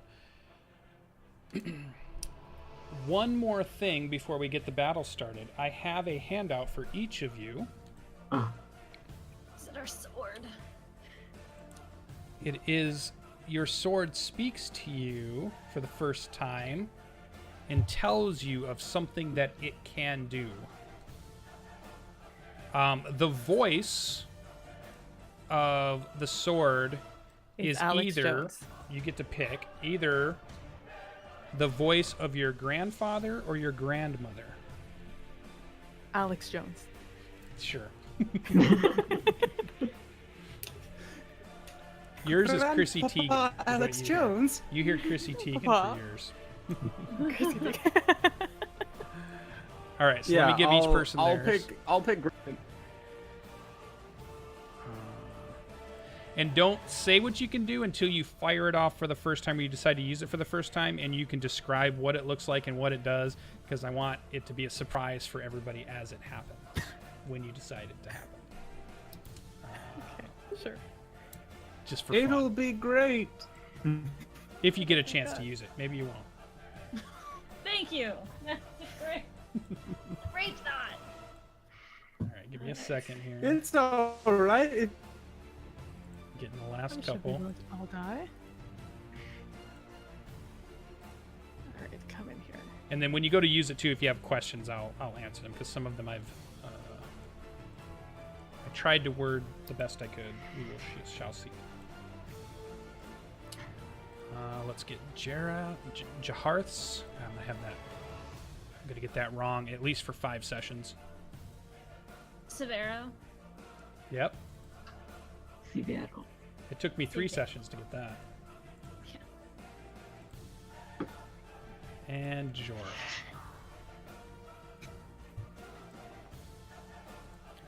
All right, each of you now have an ability from your sword also.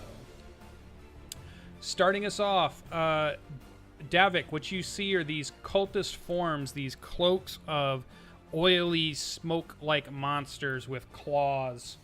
Their eyes are locked onto the mistress, and they appear to be in motion as if they're going to rush towards her to stop her from holding the chained oblivion in his prison, or its prison. What does Davik do in our very first round of combat? Well, first I'd like to hide. This doesn't seem like what I signed up for at all. Rogue. So I am going to move behind this one.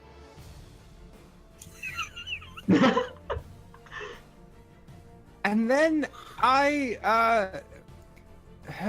none of my spells seem like they would do anything in this situation, as I'm more of a bard.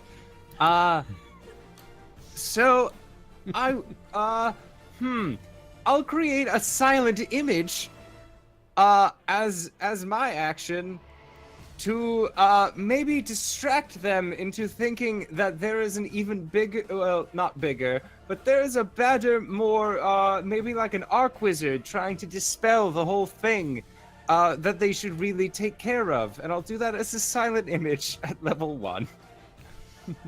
Okay, so go ahead and click on it so we can see it in the chat area. We can read a little bit about it, and then tell me where you're going to put it. Where's this going to appear? Oh, that didn't have any of the things in it. That's okay. I can use a compendium to get to it. It's an invisible There image we go. too. So you get to create an image of an object or creature or some other visible phenomenon that is no larger than a 15-foot cube, which is pretty big.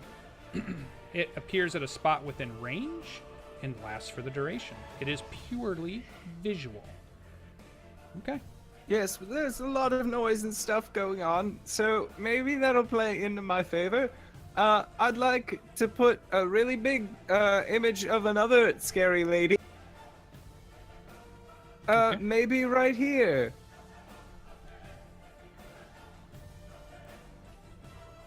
All right, so like that. Yes, exactly like that. All right. And So I will, there just, seems I to be will a hope second. for the best. Two guys.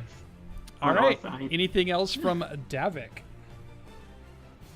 Nope, that's my as a bonus action, I suppose I'll give a bardic inspiration. You know what? You, the coughing dragonborn, you look like you're really strong and totally not as weak as everyone says that you are. So here, take a point of bardic inspiration. Well, And I'll give Thank you you, a sir. d6. a D6. Okay.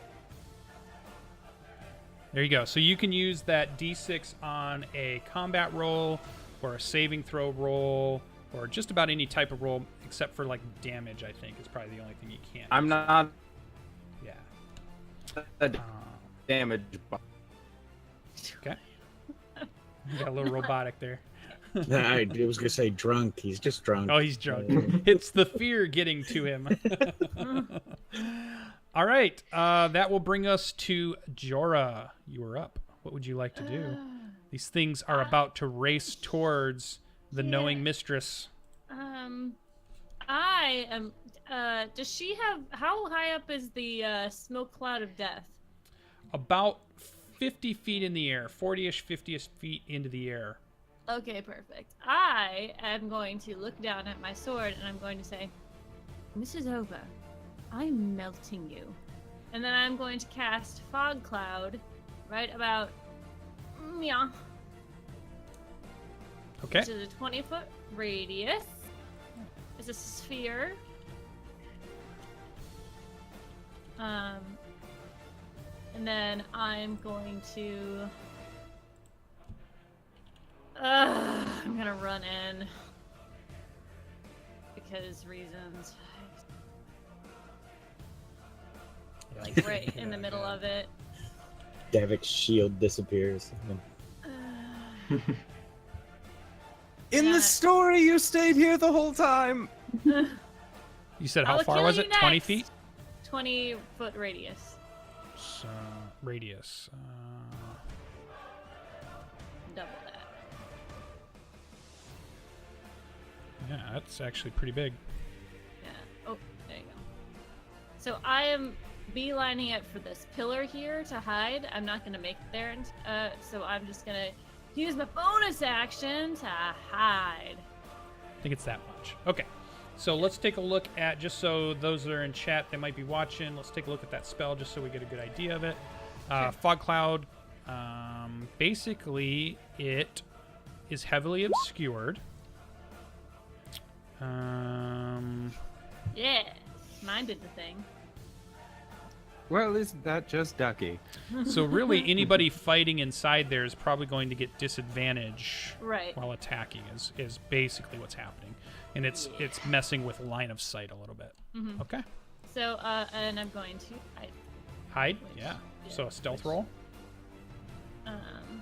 Stealth roll. Would I be at advantage because you can't even see me?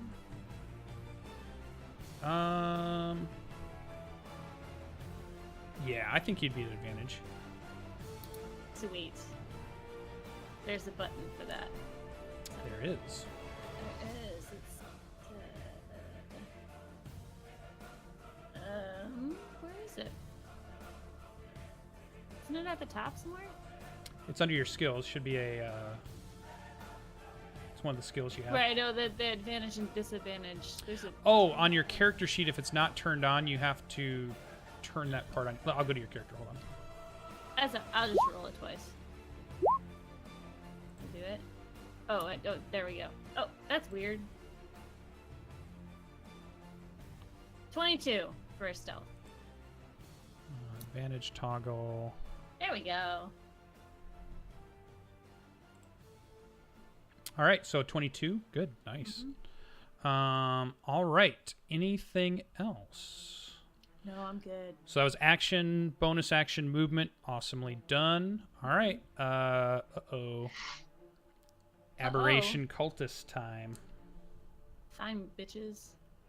All We right. put up a good So you rolled a 22, which is really good.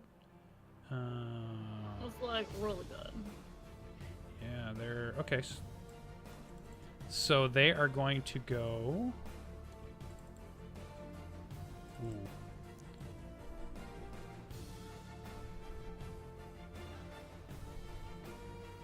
So one of them streaks by you in the fog cloud and doesn't see you. Do you wish to stay hidden, or do you wish to take an attack of opportunity? I'm gonna wait until I feel like a couple of them have gone by. Okay. Because I know So how you see high- another one?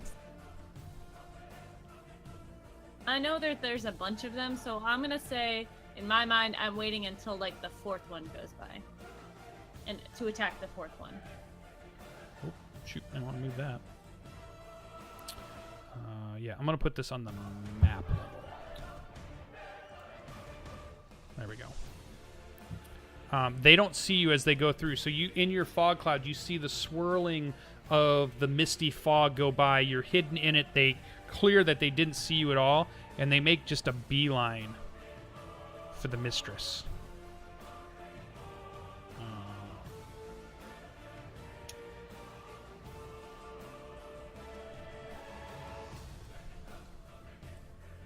All right. So The that- other ones appear to be continuing the ritual. A couple of them move to a different position, and they continue to chant and dance in some type of ritual, rhythmic fashion to continue the breaking of the chains. Okay. You see these claw. Oh, go ahead. I was gonna attack the fourth one. Yep. Okay. You Oh. can. All right, so dagger. And you get advantage because you were hidden when it happened. Dagger. If it hits, I get sneak attack. Yeah. Sweet. Sneak attack. And then also click the word dagger over on the right hand side so it gives you your dagger damage, and then your sneak attack will add to it. So total of 9. So 9. All right. And I just, as it's running by, I kind of like, I'm on the ground, not on the ground, but I like kneeling down, and I just, as it's going by, I like slice where its knees would be, but it's a smoke thing, so. Okay. All right. So as your as your dagger slices through it, though you think it feels pain, and now it knows you're there, but then continues on. It looks at you. You get the impression that your dagger didn't do as much damage as you thought it was going to do. Mm-hmm. Okay. That brings us to Gerarth. So, I'm seeing all of these shadow cultist people start going after someone who I clearly think is on our side and who I know is a god. Yeah, you know her as a goddess, yes, for sure. So, I want to activate. Crap, what's the ability called? The Chosen ability. Okay. As a bonus action. Okay. So for 1 hour, all of my stats become 18. So how that happens is I draw my sword and start walking forward in front of the knowing mistress, saying, "Pardon me, ma'am." The tarnished sword starts to shimmer, and all of the like rust and stuff off of it starts to like wear away, and my scales start to shine silver again, and my eyes just start glowing blue. And I want to use my action to use Channel Divinity and use my Conquering Presence, which, let me pull out my character sheet once more. Sure. There Also, you will recognize that this sword you wield is a +2 magic item, so it will add +2 to hit and +2 to damage when you wield it. Everyone or just him? So far, that's what his sword is revealed to him. Okay. Awesome. So you Cool. can Let me type yeah. that So in. I'm like, and everybody bear with us because this is Cyberwolf is newer to Roll20, so we're and that's okay. It's we've got plenty of time to work on it. But you can change your stats. All your stats become 18s, and you can add a +2 bonus to your greatsword, or I can do it too if you. I can do it, but I do need Okay. all the things within 30 feet of me, which Yeah. I'm moving like here. Yeah. So I think it's just going to be the 4 of them. Okay. To make a wisdom saving throw of DC 13. All right. Here we go.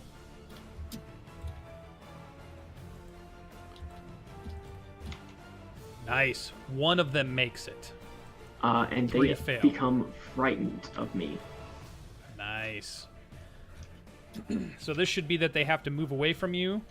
Yes. And On their turn, while so- I'm in their sight, they have disadvantage on, I think, just attack rolls. I'm not sure. Okay. Yeah, they get the frightened tagged, I believe. So we're going to give them a tag of being frightened. There we go.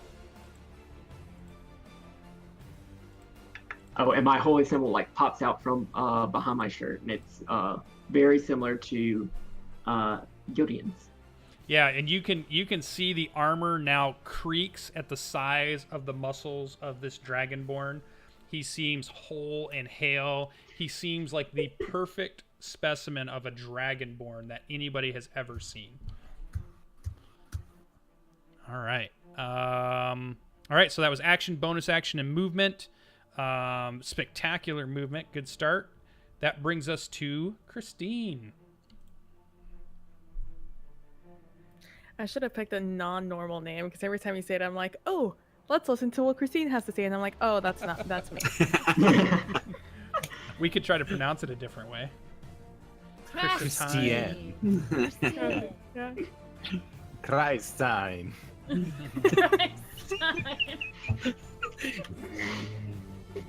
Let's see. What does our second bard like to do? Well, I had a plan, but then the Dragonborn got in the way. So now plan B is much less big. I'm just gonna run up here and I'm gonna hit this guy. All right, just charge us forward. I love it. Heroic. Now, what are you swinging when you go to hit this guy? Both of them. Both swords? Okay. We're going 1-2. You know your magic sword is also a +2 magical sword. So we'll get +2 to hit, +2 to damage. Cool. If I And it begins to radiate in inner light. +2 to hit. Where is my character sheet? Found it. All right. Scimitar goes first. That's my main hand. Hachao. Sweet. I'm assuming an 18 hits. Oh yeah, 18 hits. All right, you know. Now this is the regular. How do you have them designated on your character sheet? So you have scimitar and a what? I have a scimitar and a longsword. Okay, and the magic one is the scimitar. The scimitar. So that one's 3 + 2 because you get +2 right. damage. So 5. And now I will swing the other one. That's not that button. That was the cog. Here we go. 13. Let's check. 13 hits. Hey. Do I want to do anything? So this should Yeah. just be a straight roll. Nothing in there. I don't No know why extra that one's damage, I don't think. Oh, Because because it's that your one's offhand. two-handed. Yeah, offhand. Yeah. Yeah. Well, no, I had that modifier on both of them. That's Oh, what happens. Yeah. because you took. It's a special ability. There you go. Nice. Okay. Cool. Yep. Nicely done. It's So then a college 5. of the sword, bitches. Yeah. 5. So 2 5s, 10. You know, not bad. Level 3. A bard. You notice that the longsword, though, does not seem to bite as deep and hard as you think it should. Well, if I had extra attack, I would hit you twice with that one. But here we are. Let's see, and that's it. That's my turn. All right. Gildian, your new companions of only 20 minutes or an hour or so have thrown themselves into battle. What do you do? I need a quick clarification. What the sword does, is it an action or is it an at will or a bonus action? It is an action. It is an action. All right. And then being the overly long-winded individual he is, as he starts to stride forward, holding the sword in front of him, he says, "Lady, fear not, for we will protect you in the name of the," and as he steps forward, of the order, of the blade, and of the dragon. And then I activate the boon, and everybody gets temporary hit points. Oh, All right.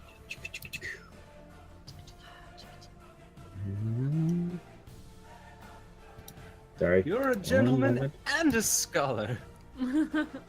So it's I can't see. I got too many windows open. 4. 4 temporary hit points. Yeah, it's better than nothing. Okay. So those that's, come off before any of your other hit points, if you happen to get hit. And I'm standing there next to the thing, ready for next round to crash down my sword. All right, our first round of combat has begun. You see, as we get back to the top of the round, that you can hear the straining of the chains above. You can see the mistress still holds with power. Her staff in the ground is shaking the ground, and it's creating little cracks in the ground as she holds and strengthens the chains so that they cannot be broken easily. But you can tell that if these things get close to her, it may break her concentration, and you have this feeling from not only the swords, but just your own intelligence of knowing that if they break her concentration, all hell will break loose upon this mountain that you are on. All right, Davik, we're back at the top of the round. You've seen what your companions do. Your turn. So does my sword activate as an action or a bonus action? Because it just says once per day I can activate it. Yeah, if it's once per day, it's an action. All right.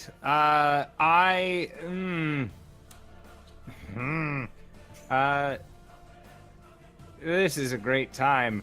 I am going to rush forward ever so valiantly to about here, in front of my giant illusion of an even gianter lady, and I will activate my sword. So in a series of quick flourishes, you see it ignite into flames, kind of jutting out from the holes at the base as it covers the entire thing.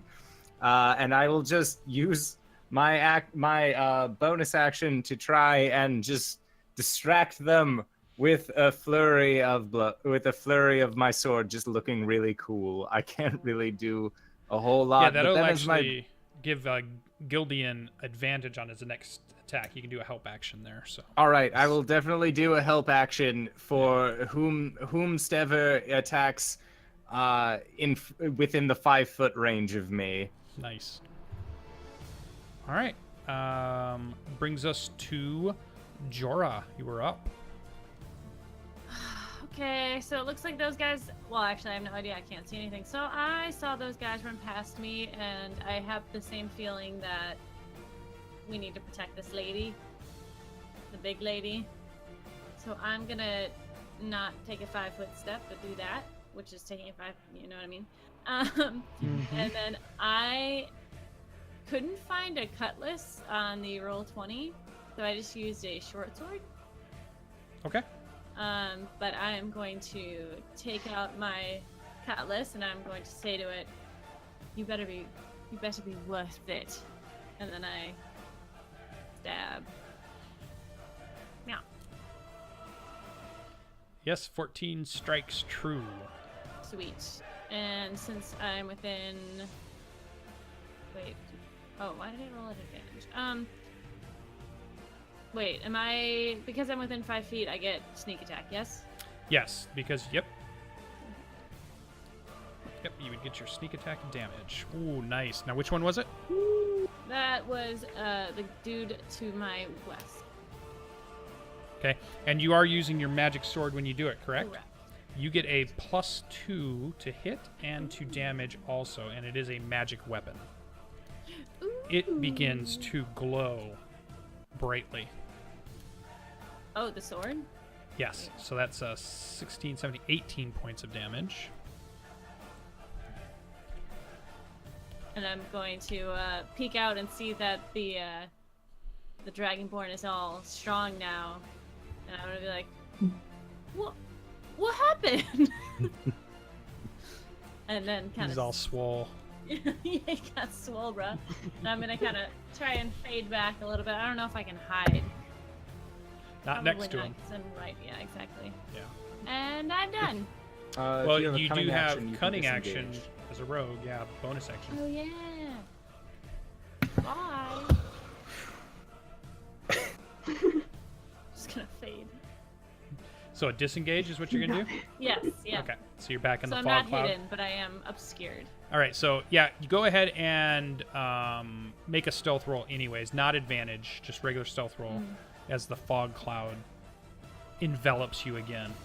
Nice. So what we kind of see too there is that she kind of, our Dragonborn sees this shape come out of this swirling fog cloud, strike deep into one of these creatures, and then fade back and disappear almost to the point that you can't see her once again in the swirling mist that is in front of you. Their turn. So 2 of them have gotten hit, so I believe they get to make their wisdom save again if they take damage. Does it say that on your spell, Jareth? So I'll put it in chat again. Okay. At the end of each of its turns, it doesn't say if they've been attacked. Oh, just at the end of their turn. Okay, yeah. So they're going to move away from you as far as they can. 5, 10, 15, 20, 25, 30, Oh, good. 35, 40. Oh, Jesus. 40. That is great. Oh. You get... I will most certainly use a reaction to strike out at Yep. one. You absolutely can. Same here. Go ahead and make reaction attacks as you wish.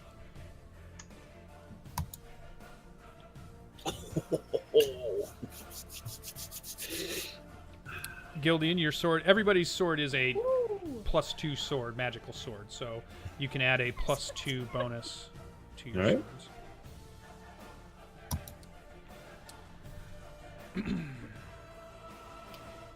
And then +2. Okay, so I'll go through. Gildian, what was your total damage to that guy? 21. Oh, you nearly cleave it in half. Davik, did you do any damage to him? Uh-oh, frozen screen. No, damn it, no. Oh, and he broke our... Oh, boy, I hope he doesn't break our thing. Yes, that was the worst time. It's the best of times. And it was the worst of times. Right, I can roll physical dice because my tablet died. Oh Oh no! Oh no! no! Oh no! I've been there. It's coming back. It's just thirsty for power. As are we all. Yeah, did you go ahead and roll to hit, and then roll... Tell me what you get. All right. Let's do this. Yeah, I can see your character sheet. All right. Go ahead. That is a 17 plus 4 is my dex, plus 2 is proficiency, so 23. Yeah, that hit. So then damage would be 1d8 plus 4. 1d8 plus 4, and then since my sword is on fire, I get an additional 2d6. That's correct. Very cool. Nice. All right, so that is a 7 on damage. I'm so happy I have a spare reserve of dice. And then a 7 from the piercing, so 14 plus 4 plus 2, so 20. Okay. Yeah, so Gildian nearly severs it in half, and then the flaming blade, the flaming the flaming rapier smashes through the rest of it, and it dissipates and completely dissolves, and it is gone. I did it! You all saw! No, I didn't. All right, our Dragonborn, when you made your attack, did you hit? I did not take an attack of opportunity. I wanted to hold my reaction Okay. in case the shadow thing went up to the knowing mission. All right, and then how about Christine? Did you take a reaction attack? Yep.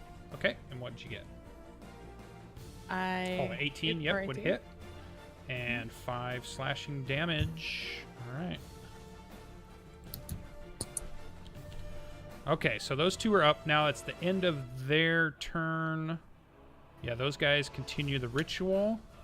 They get to make a wisdom save. Oh, and one will attack. So let's do 2 wisdom saves here. Okay, so the top one makes it. He'll be able to re-engage eventually next turn. But the other one does not make it. He's going to continue to be frightened by our paladin. So I'll leave that on there. Okay. The one in front of you is going to try to rake its claws against you, Dragonborn, our paladin. So let's have it attack. Does a 12 will definitely not get through your armor. No. So Not at all. You're able to shrug off its oily black claws. Though you think they're dangerous if they hit, you were able to sustain no damage as it misses. And it kind of screeches this, again, like fingernails on a chalkboard kind of sound. They continue that, so that's their turn. So then Jareth is up. I'm gonna All turn the right. music down a little more again. I would like to just attack it with my sword.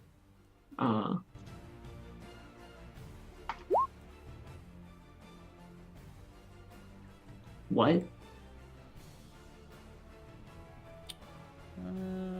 Yeah, that's Nine, 19 yeah, plus plus 4 4. plus 2 plus 2 Yeah. plus 2. Okay. That's right. Will a 27 hit? Yes. Yes, it Uh, does. Okay. So now if you that- click on the word longsword, it should roll the damage. There you go. Oof. So 6 plus 4 plus 2 seems correct. Mhm. 12 points of magical damage.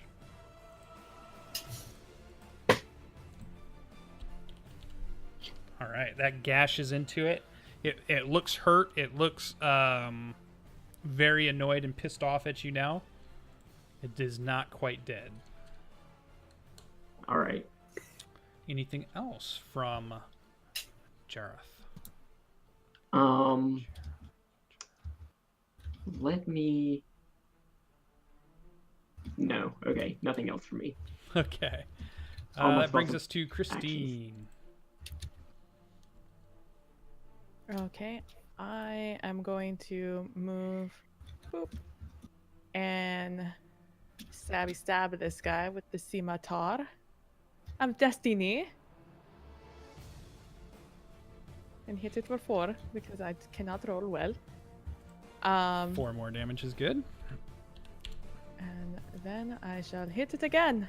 This time with my not as destiny longsword. That strikes true. For 6. 6-ish. I should have made the longsword. The Six-ish. longsword of destiny. All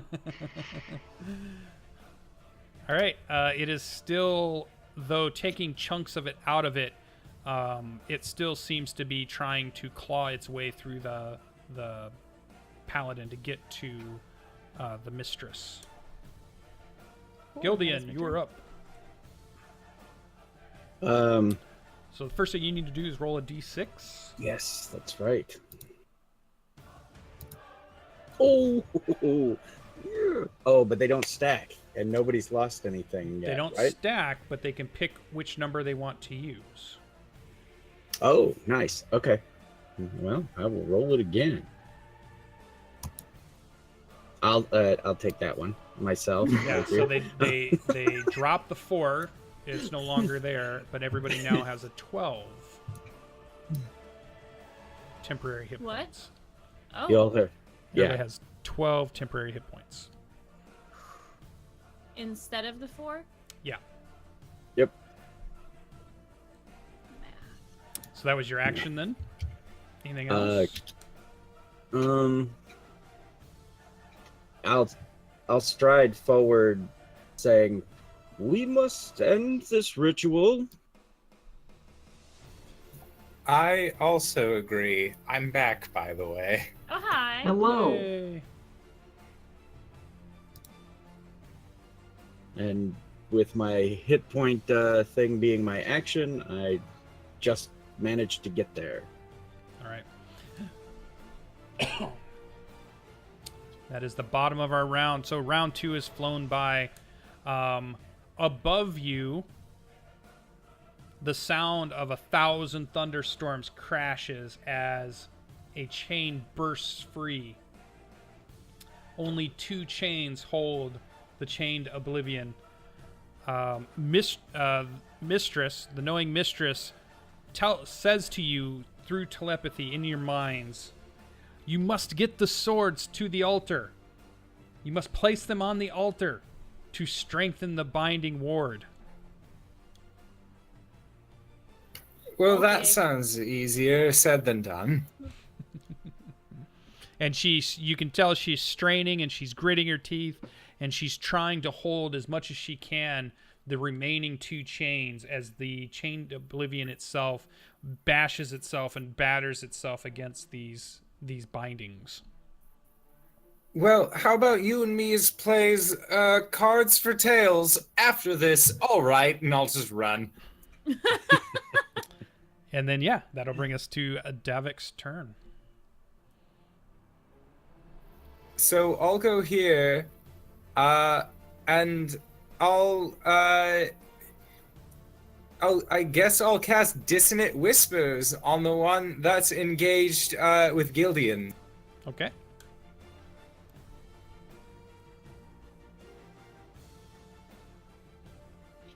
So, That one should be a wisdom save. yes. It only rolls an 11. Well, he's a chump. My save DC is a 13.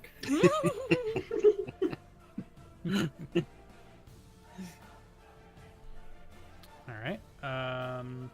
So on a failed save, it's going to take 3d6 damage. That one, the 4, or the 8, I suppose. But he's afraid, if that means anything. Yeah, and it immediately uses a reaction to run away. Hit it, Gillian. I Hit don't it think really good. I don't think I. No, this was a new round, so okay, yeah, I can. Yay! 13 is enough. Oh, nice. 8. Yeah. And then, Weak greatsword hits there. Oh yeah, yeah. Gillian, for an old boy, you sure get up there, and I appreciate everything you've done up until this point because I haven't known you for more than an hour, and I will give you a Bardic Inspiration as a bonus action. Sweet. And that is my turn. Awesome. Jorah's up. Okay.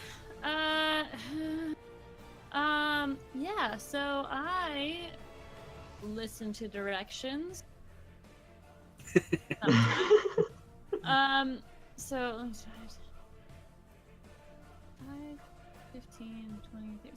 So this here is there. Is that where the altar starts? Let me here, move right? the chain just a second. So that's the altar. Okay, so I have to get all the way the fug up there. Okay, did this dude die? He ran off. Okay, good. 5, 15, 20, 30. Is this thing is way above everything else, right? Yeah, 50 feet at least above. Okay, cool. I'll move it a little bit this way. I am go. Yeah, that's fine. I'm going to. Fudge sauce. I am go. I can't do that. Sorry. I will dash to get here. Yeah, and when you get to the altar, though you will not be able to do it as you've just arrived, you can see that there is a groove in the altar near each one of these obelisks that would allow one of the 5 swords to align to it. And the grooves are perfectly match the 5 different swords in each of your hands. Your sword, as you're looking at them, you recognize that your groove is on the very north side. Lovely. All right, cool. You have movement if you want to go there. What? You have movement. You just use a dash for like 5 feet, right? Yeah, no, I'm good. I am going to, I guess, take out my short bow and just poke one of these guys that's not very close to me. So I'm going to do for this dude over here so that there's plenty of space. Okay. Yeah, they seem to be continuing the ritual. All right, cool. Did it go? 6 would miss, so an arrow would fly out and not strike it. You had to try to arc it over the altar that's in front of you, and you weren't able to get a good shot on it. And then I'm going to say to Davik, do you mind giving me a little bit of that inspiration? The old men aren't the only ones who need it. Look, I don't know you very well. Maybe if we went out to dinner sometime. This is not the time! What are you doing? It's always the time. We are literally going to die. So what better time? All right. And that's my turn. Then that's my turn. Creature's turn. This one's going to continue to run away. And I think he's going to get way over there. Bye, Felicia. All right, so he's really getting out of there. This one has now turned around and begins to 5, 10, 15, 20, 20. Goes and then takes a swipe at the apparition, then realizing now that it's not the real one, it disappears. And that's Well, its turn. It was worth the slot. Two of these begin to stop the ritual and move towards Gildian. Oh, that's not the one I want. Let's move our guy here a second because I want another one of these. 5, 10, 20, 25, 30. Gets one near Davik. You clearly have the wrong person.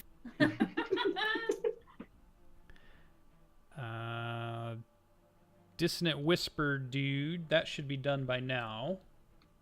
It can begin to move back. Gets back to Gildian. All right, so one on our paladin. Let's do that. So we see these oily, smoke-like claws try to rake at our paladin down by the mistress. Rolls a 19. Might not be That'll enough. hit. Oh, okay. 8 slashing damage. Take that away from your temporary hit points first. Okay. And then one on Davik. Or you can do something? I'd have to make a strength saving throw, don't I? Oh, you do. You must make a strength saving throw, DC 13. Okay, do I just click on strength? There should be a box for saving throws, Oh, and then yeah, okay. there should be strength in it.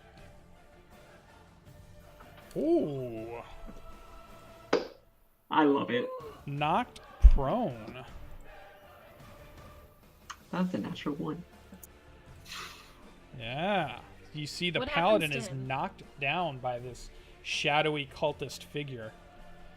Davik, some claws come at you. They rolled a 15. Is that enough to get through your armor? Yes, but I will cutting words. Okay.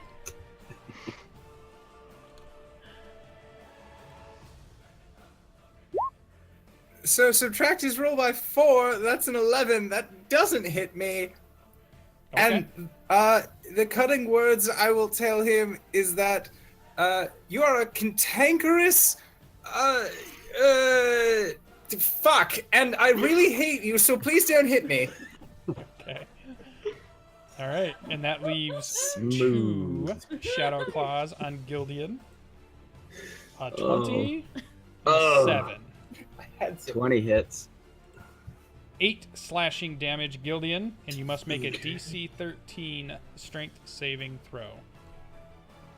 All right. Oh. 7. Yep. Does the bardic roll? Could you get to 13? If I got a 6. And you don't. Let's You can try use it. it if you want, or you don't have to. Nah, let's go for it. Oh. I was very close. Yes, I tried. All right, you are prone, sir. Knocked to the ground by these cultist creatures. And when you feel the claws rake against you, for those of you that have taken some damage, you feel as if part of your soul has been sucked out of you. Those are the only ones that can get to anybody at the time. That is their turn. So, Paladin, you are up. Okay, I'm gonna use my movement to get back up Yep. No longer prone. and put an end to this funny guy. I hope. I want to use my bardic inspiration Because A I'm 12 really, hits. I'm really feeling it. A 12 hits. You don't have to. Oh, Okay. A 12 is just Neat. enough to hit it. For a lot. Dang! nice. Go ahead and describe Dang. how you destroy this creature in front of you. So as I get up, I'm not quite sure how to. my Alexis. Yeah. Sorry. Alexis helps you. Alexa's gonna help describe this. But That's as the I name get of your up, sword. my sword's name is Alexa. That's exactly it. I'm gonna say,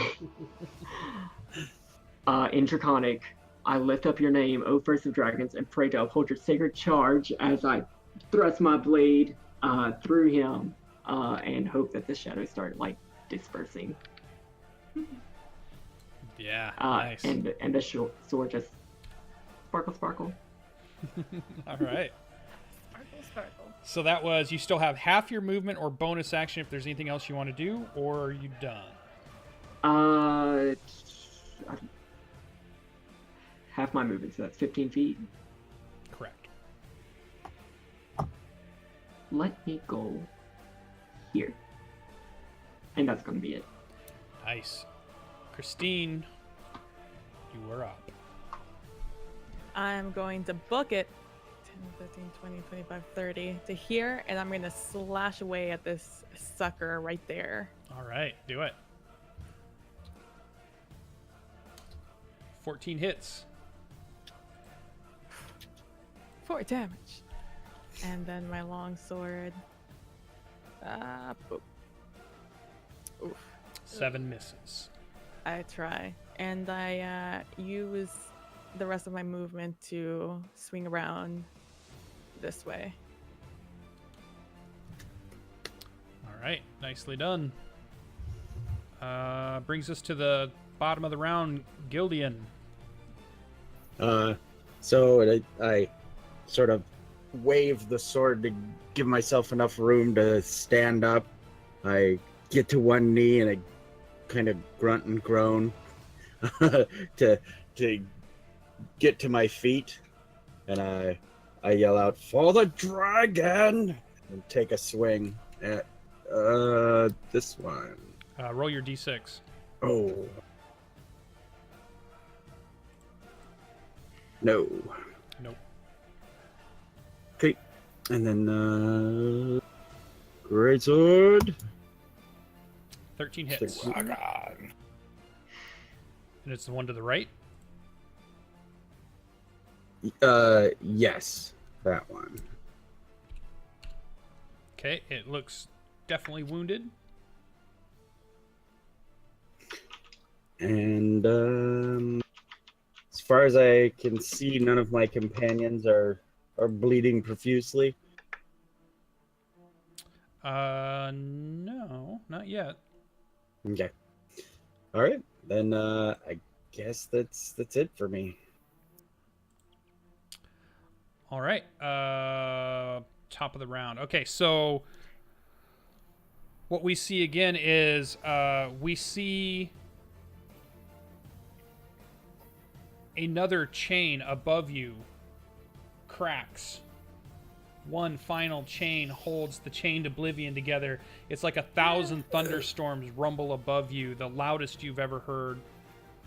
Your ears are ringing and the ground is shaking as this malevolent force, it seems even bigger than it was, and it's only wrapped by one chain that's around it at this point.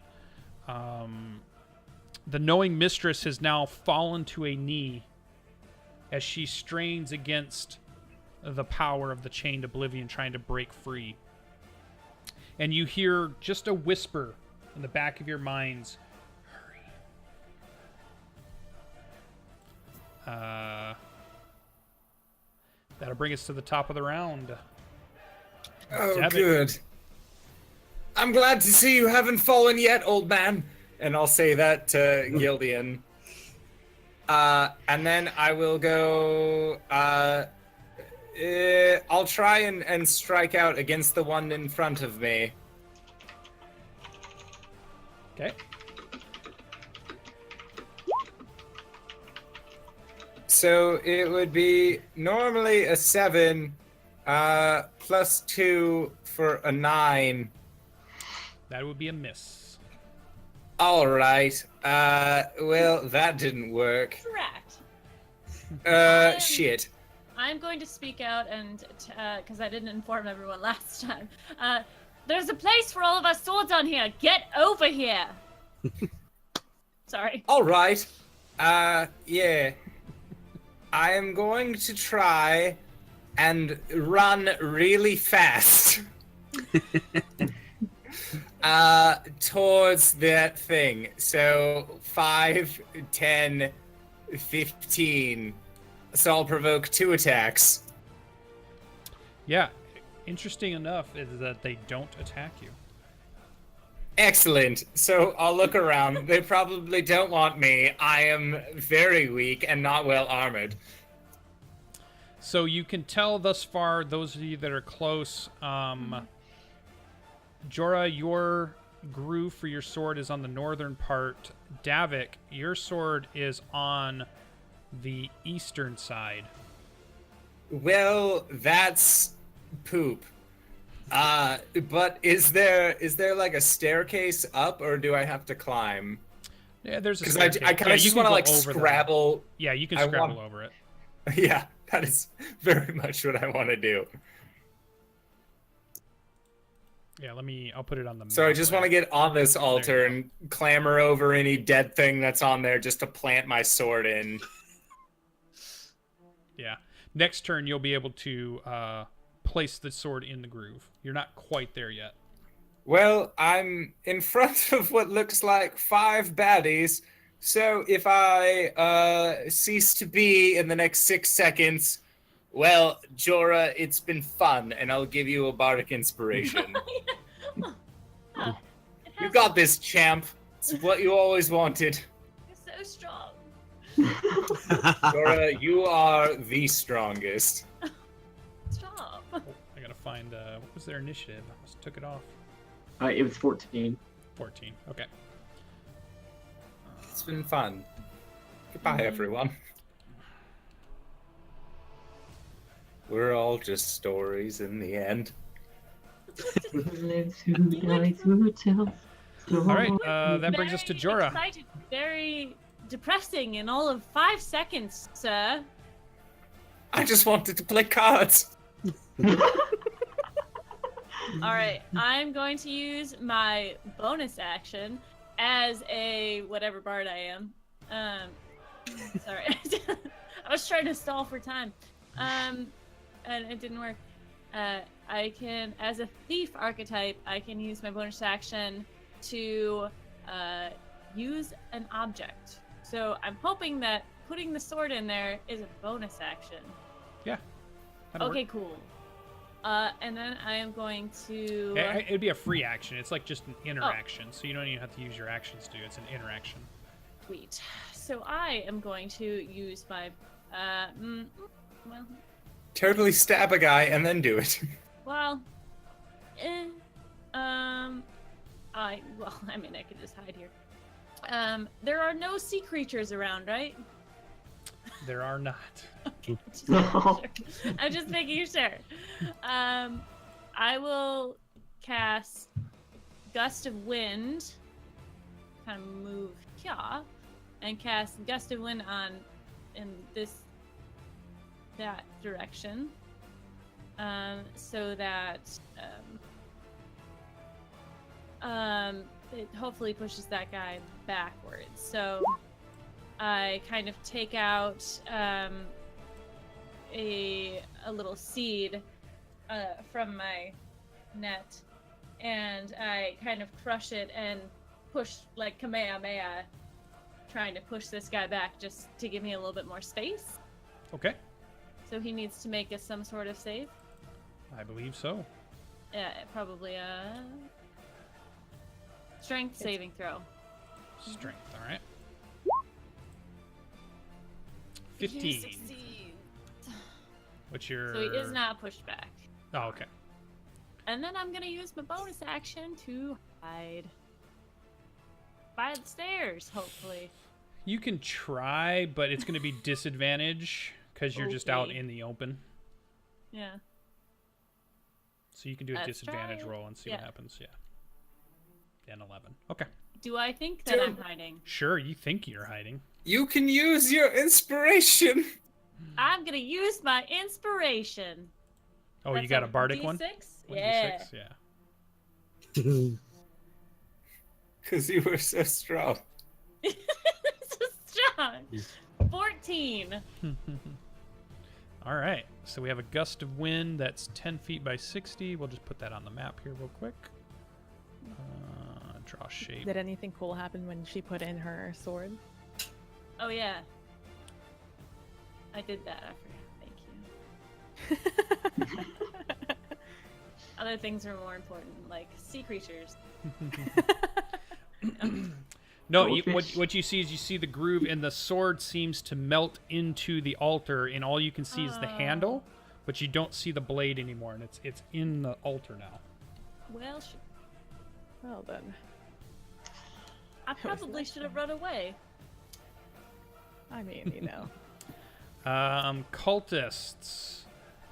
Their turn. Run Bring it past. Oh, I'm sure the fog cloud's probably gone now since you did the gust of wind. I don't think a gust of wind is a. Is it concentration? It's not a custom. No, it's just an action. Okay. It's gone. It's not. It's just a. It was there and now it's gone. Oh, the Fog gust cloud? is? The one doesn't stay? No, the fog cloud stays because that's a concentration. Okay. Gust wait. of wind is Oh, the no, you can't- concentration. Right. Wait, I can't cast. Can I cast another spell? You can cast it, but then the other one drops if they're both concentration. They're not. Gust of wind is not concentration. Okay, then Wait, It it is is concentration. concentration. Oh. I'm dumb. okay, that's okay. We're all new to these characters. I'm like, no, it says one action. I don't know what you guys are talking about. Why are you Sorry, I picking on didn't me? need it anyways. I hate this game. You're so dumb. All right. So we see the cultists, and they race towards the mistress. Do I get a Sure. reaction? Yeah, same. Sure. It's my character sheet. You've done it, Gildian. 17 hits, 15 hits, 12 and a 19. Ooh, full damage. All right, one dies on the way there. It is Gildian. You kill one. Okay. You can describe how it dies as it tries to go past you to get to the mistress. I grab the Ricasso and I just kind of hold it out like this and scythe through it, and it just comes across the blade and fizzles as it goes past. Okay, and Jahareth, you are hitting and then smiting. Yes. This one. Yeah. So the strike doesn't quite take it down, though it is very low. And then go ahead and describe what your divine smite looks like as it disintegrates this cultist. So very similar to how the sword started gaining its luster. I just want to like swing back and have it just shine with a like burst of like bluish silver light for like a half second, just as it swings through. Is this thing an undead or a fiend? No, it's aberration. Aberration. Yeah. Okay, cool. All right. So that is their turn. So now it's your turn again. Jaharth. And the 5 next to us aren't doing anything, yeah? No, they are still trying to continue the ritual. Nice. As much as I want to protect Lady, I heard that voice in my head saying hurry. So I'm going to say, sorry, ma'am. All right. And Yeah. I'm going to run across over here. I'm young, by the way. Yep. So I look like shit, but I'm young. the west side of the altar is where you see the groove that would match your sword. Oh, on this side where I am? Yeah. Yep. Bless. I'm just going to like like shove it in there, do I feel the power start to go away? Yeah, when you let go of the sword, your stats return to normal. The blade sinks into the altar, but you can still see the handle. Okay. I mean, that was my action dash over. Yeah. All right. And you can tell from where you two are at, both Christine and Gildian, that your grooves that would match your swords are on the bottom side. And they all seem to match these obelisks that are set on the 5 sides of the altar. Christine's up. So is it like in front of me or like next to me? Is it, like, You're here? you're the one on the right. Yep, you're that one you just pinged. You've only got one shot. Do not miss your chance or blow it. I know, right? Can you try that again? Oh man, I want to just take one more hit with this thing. 1, 2, 3. There's nothing close to you though. 4. That's true. Remember there. 1, 2, 3. That's in. No, but she's got a cool I mean, ability on it. I mean, they're not attacking, right? I mean, I might as well. Let's have fun. I am going to attack this guy down below me, and hopefully I hit him. I do not. That is fine. I will use my other attack. And that one will hit. So, I am going to use... I'm going to use... I can't do that one. You know what? Let's do... Just run and hope for the best. Run away! I'm gonna use let's see, which one of these? I get 3 cool things that I didn't get to use, so I'm just, reading which one I can use at this very moment. And I am going to expand my any creature of your choice that I can see within 5 feet of me, which is nothing. Oh, no, I do. I'm gonna use Slashing Flourish. Hell yeah, I could do that. I didn't realize I was so close to this one guy. Yeah. Hey, all right. There. That is Slashing Flourish with my long sword. So I do 5 damage to this one guy I was hitting.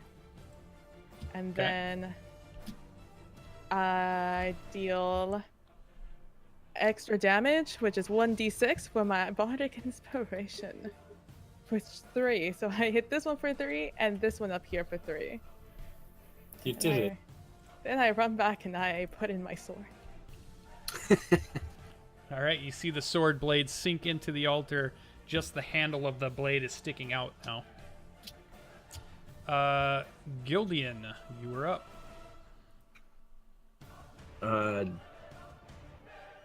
He races towards the altar, looking for where Yours is here. his sword might go. Right there where you pinged? Correct. I unceremoniously and very calculated lay down the blade into the place. All right. The 4th sword has absorbed into the altar with the handle sticking out. We see the final chain break. The chained oblivion above you breaks out, and from it, atop of you,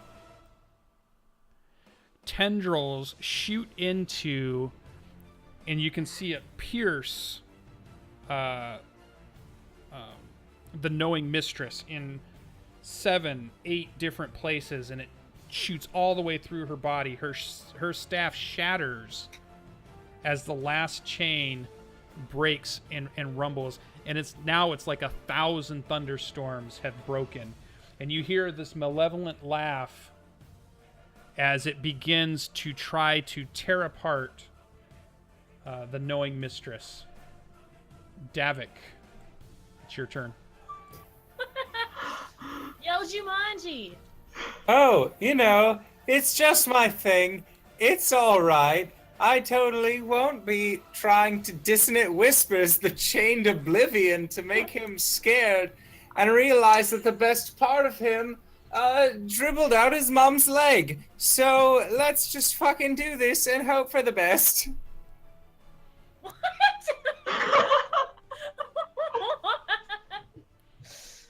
Yeah, I'm a bard. A little bit of real Davik starts showing as his accent starts fading away. All right, you son of a bitch, let's fucking do this. And he just goes for it. And what does he do? So he is going to do a dissonant whispers. Yeah, there's absolutely no effect.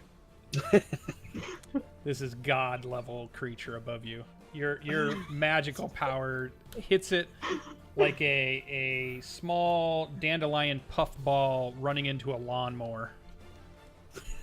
Level 3. Well, Level 3. every once in a while you wake up and realize I'm out of my league and I don't have any more bardic inspirations. I don't have anything. So I'm just going to stand in horror at the thing that looks like it's going to destroy all reality forming above me. After you put in your sword. I've already put in my sword. You No, you are have the not. last Oh! to not have put your sword in the Well! altar. Are you serious? I thought I did, so I'll just haha and then casually put it in like it was there the whole Put time. in the sword. I totally thought it was there. As the fifth and final sword enters the altar, God damn. from above, you see complete sunlight, as if the sun has risen and is at high noon. But then, as you look at this sun and the creature here, which has moved now towards the mistress, you see the sun, and it begins to streak as if the sun itself is going to crash into the earth. But it gets smaller instead of bigger, and it turns into what looks like a comet streaking down, and then it turns into one other thing here. Where's my... It crashes down into the chained oblivion. So As the entire mountain, everybody is laid flat and prone. As he impacts, you see a form. Yeah. Okay. So as you see, a figure of silver and gold armor crashes to the ground, landing on one knee with his fist striking the mountain with the force of a god. You see everything is wiped off the mountain here. All of this is gone now. Let's get rid of some of this stuff.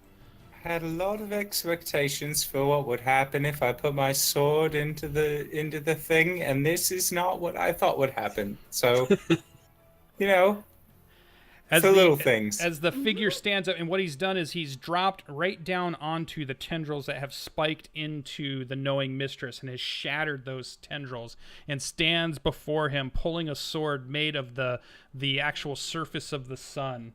And all of you would recognize this, though you're laying prone on the ground if you've been knocked over. The obelisks are gone from the area. Only the altar stands. And the Oblivion begins to try to grapple with what you guys recognize as the Dawn Father. One of the other gods has come to battle. They begin to rise up. They're 50 feet off the ground as they pummel each other, and the Dawn Father, using the Sword of Sun, drives it from one mountain peak to another, and it's just bouncing off in these Alabaster Sierra Mountains as this titanic battle continues. A little further off, you see the final death blow from the Dawn Father with complete anger and fury as it has harmed and nearly killed the knowing mistress. The Dawn Father is able to defeat the chained Oblivion and once more encase it in its prison. And we hear silence on the mountaintop as the Dawn Father returns And the battle you witness is something that you will be able to spread the story across the lands, something that no mortal eyes would have ever normally have seen, as the Dawnfather returns to check on the knowing mistress. At this point, though not really recognizing any of you, the altar breaks, shatters, and just crumbles into dust, and all of the swords lay on the ground. The Dawnfather leans over the knowing mistress, begins to caress her hair gently, and she begins to fade back up into the celestial heavens, wounded, severely wounded. And you hear just a voice in the back of your heads as you begin to try to pick yourself up from the dust. You hear just the words, "Thank you." With a snap of fingers, you are teleported to another area with the Dawnfather standing before you. And at the base of these alabaster Sierra Mountains, he plants a seed. It's a seed of a tree that will grow. Let me get to the right spot. Let me get to the right spot to read it to you guys here real quick.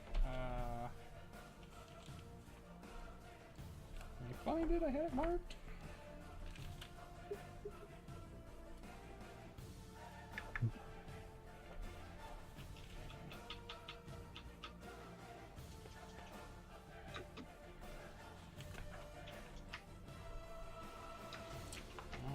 All right, so yeah, so he plants a seed for. He's telling you this. Oh, I thought I had this marked better. Hold on, I wanna read this right. Where is it? Here it is. Okay, so. This is the seed that will grow into the sun tree. The sun tree, you were told that once this grows, it's a mark or a place to pay homage to the knowing mistress. And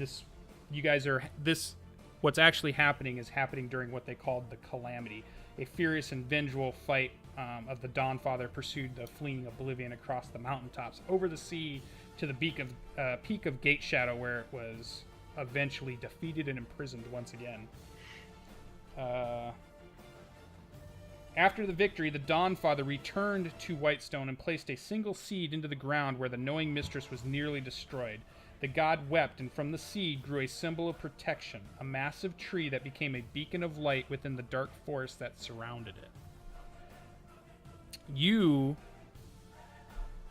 hear the voice of the knowing mistress, who tells you to keep the swords that she had created for you as a gift for saving this land, this time from the chained Oblivion. And that you are now tasked to be sure that no one is able to harm the tree. So it is your mission to stay and allow this tree not to be harmed in any way. And then when you can no longer perform your duties, you are to find that which is suitable and able to take on your pledge to protect this tree and pass the sword on for generation to generation. Some of you who might be from Critical Role will know that many years from now, a city will form around this tree. The city is called Whitestone, and ends up playing a large part, if you want to find out more, in Chapter 3 of Critical Role, and then even later on, I think in Chapter 8 of Critical Role, as there seems to be a nefarious ziggurat below these lands. So that is our episode session tonight, our one-shot of Titanic Battle. We were there to witness the battle of the Dawnfather, first the Chain Oblivion, with our heroes helping as much as they could. Hopefully everybody had fun. Hopefully it was a cool one shot that everybody. I think everybody's characters were really fun and quirky, and definitely kind of a cool mix of different heroes. And hopefully our audience enjoyed it much. What'd you guys think of the game? Oh, Yeah. very Yeah. cool. Very That was cool. awesome. Yeah. I'm a bard who made a difference. Right? Real There you talk. go. 2 bards. That's what every group needed. That was the problem, is that they were all going with 1 bard. Right. And that did. It's Yeah, when you go exactly. 2. You is need when it 2 really- bards. Just minimum 2. Oh my God. All right, guys, I'm going to let these guys get to bed. I think it was a fantastic and wonderful session. If you missed any of it, I will put it up on YouTube, and you can see all of our wonderful players. Let's go back to our main game area here. So over to my left, we had Graybeard from Graybeard Tavern playing Gildian for us. You can check him out on his YouTube and Twitch. He does a lot of stuff on Saturdays and Sundays. You'll see Darkest Dungeon, and put a little bit of stuff on YouTube. He should be putting more up, but he hasn't been. I know. We have Indoor Adventures, who's been hitting the YouTubes, putting up videos, and they've been really good. He's always upping his production value, always learning more stuff, and he's putting out really good information. You can check him out, and that we'll put links and stuff probably in the chat before everybody goes. Put your links in so that everybody can see it. They can see your Twitters and all that too if you want to get a hold of them. Down at the bottom row, starting off, we have LB Hackemup. She's been a great player, and I can't wait to have her in more of our campaigns. She graciously invited me to her home campaign, where I actually got to sit at a table and roll dice with her.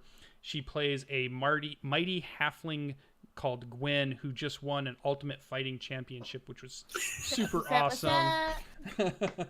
It was really good. I steroided it, no big deal. yeah, we cheated a lot, but so did the other We guy. cheated a lot.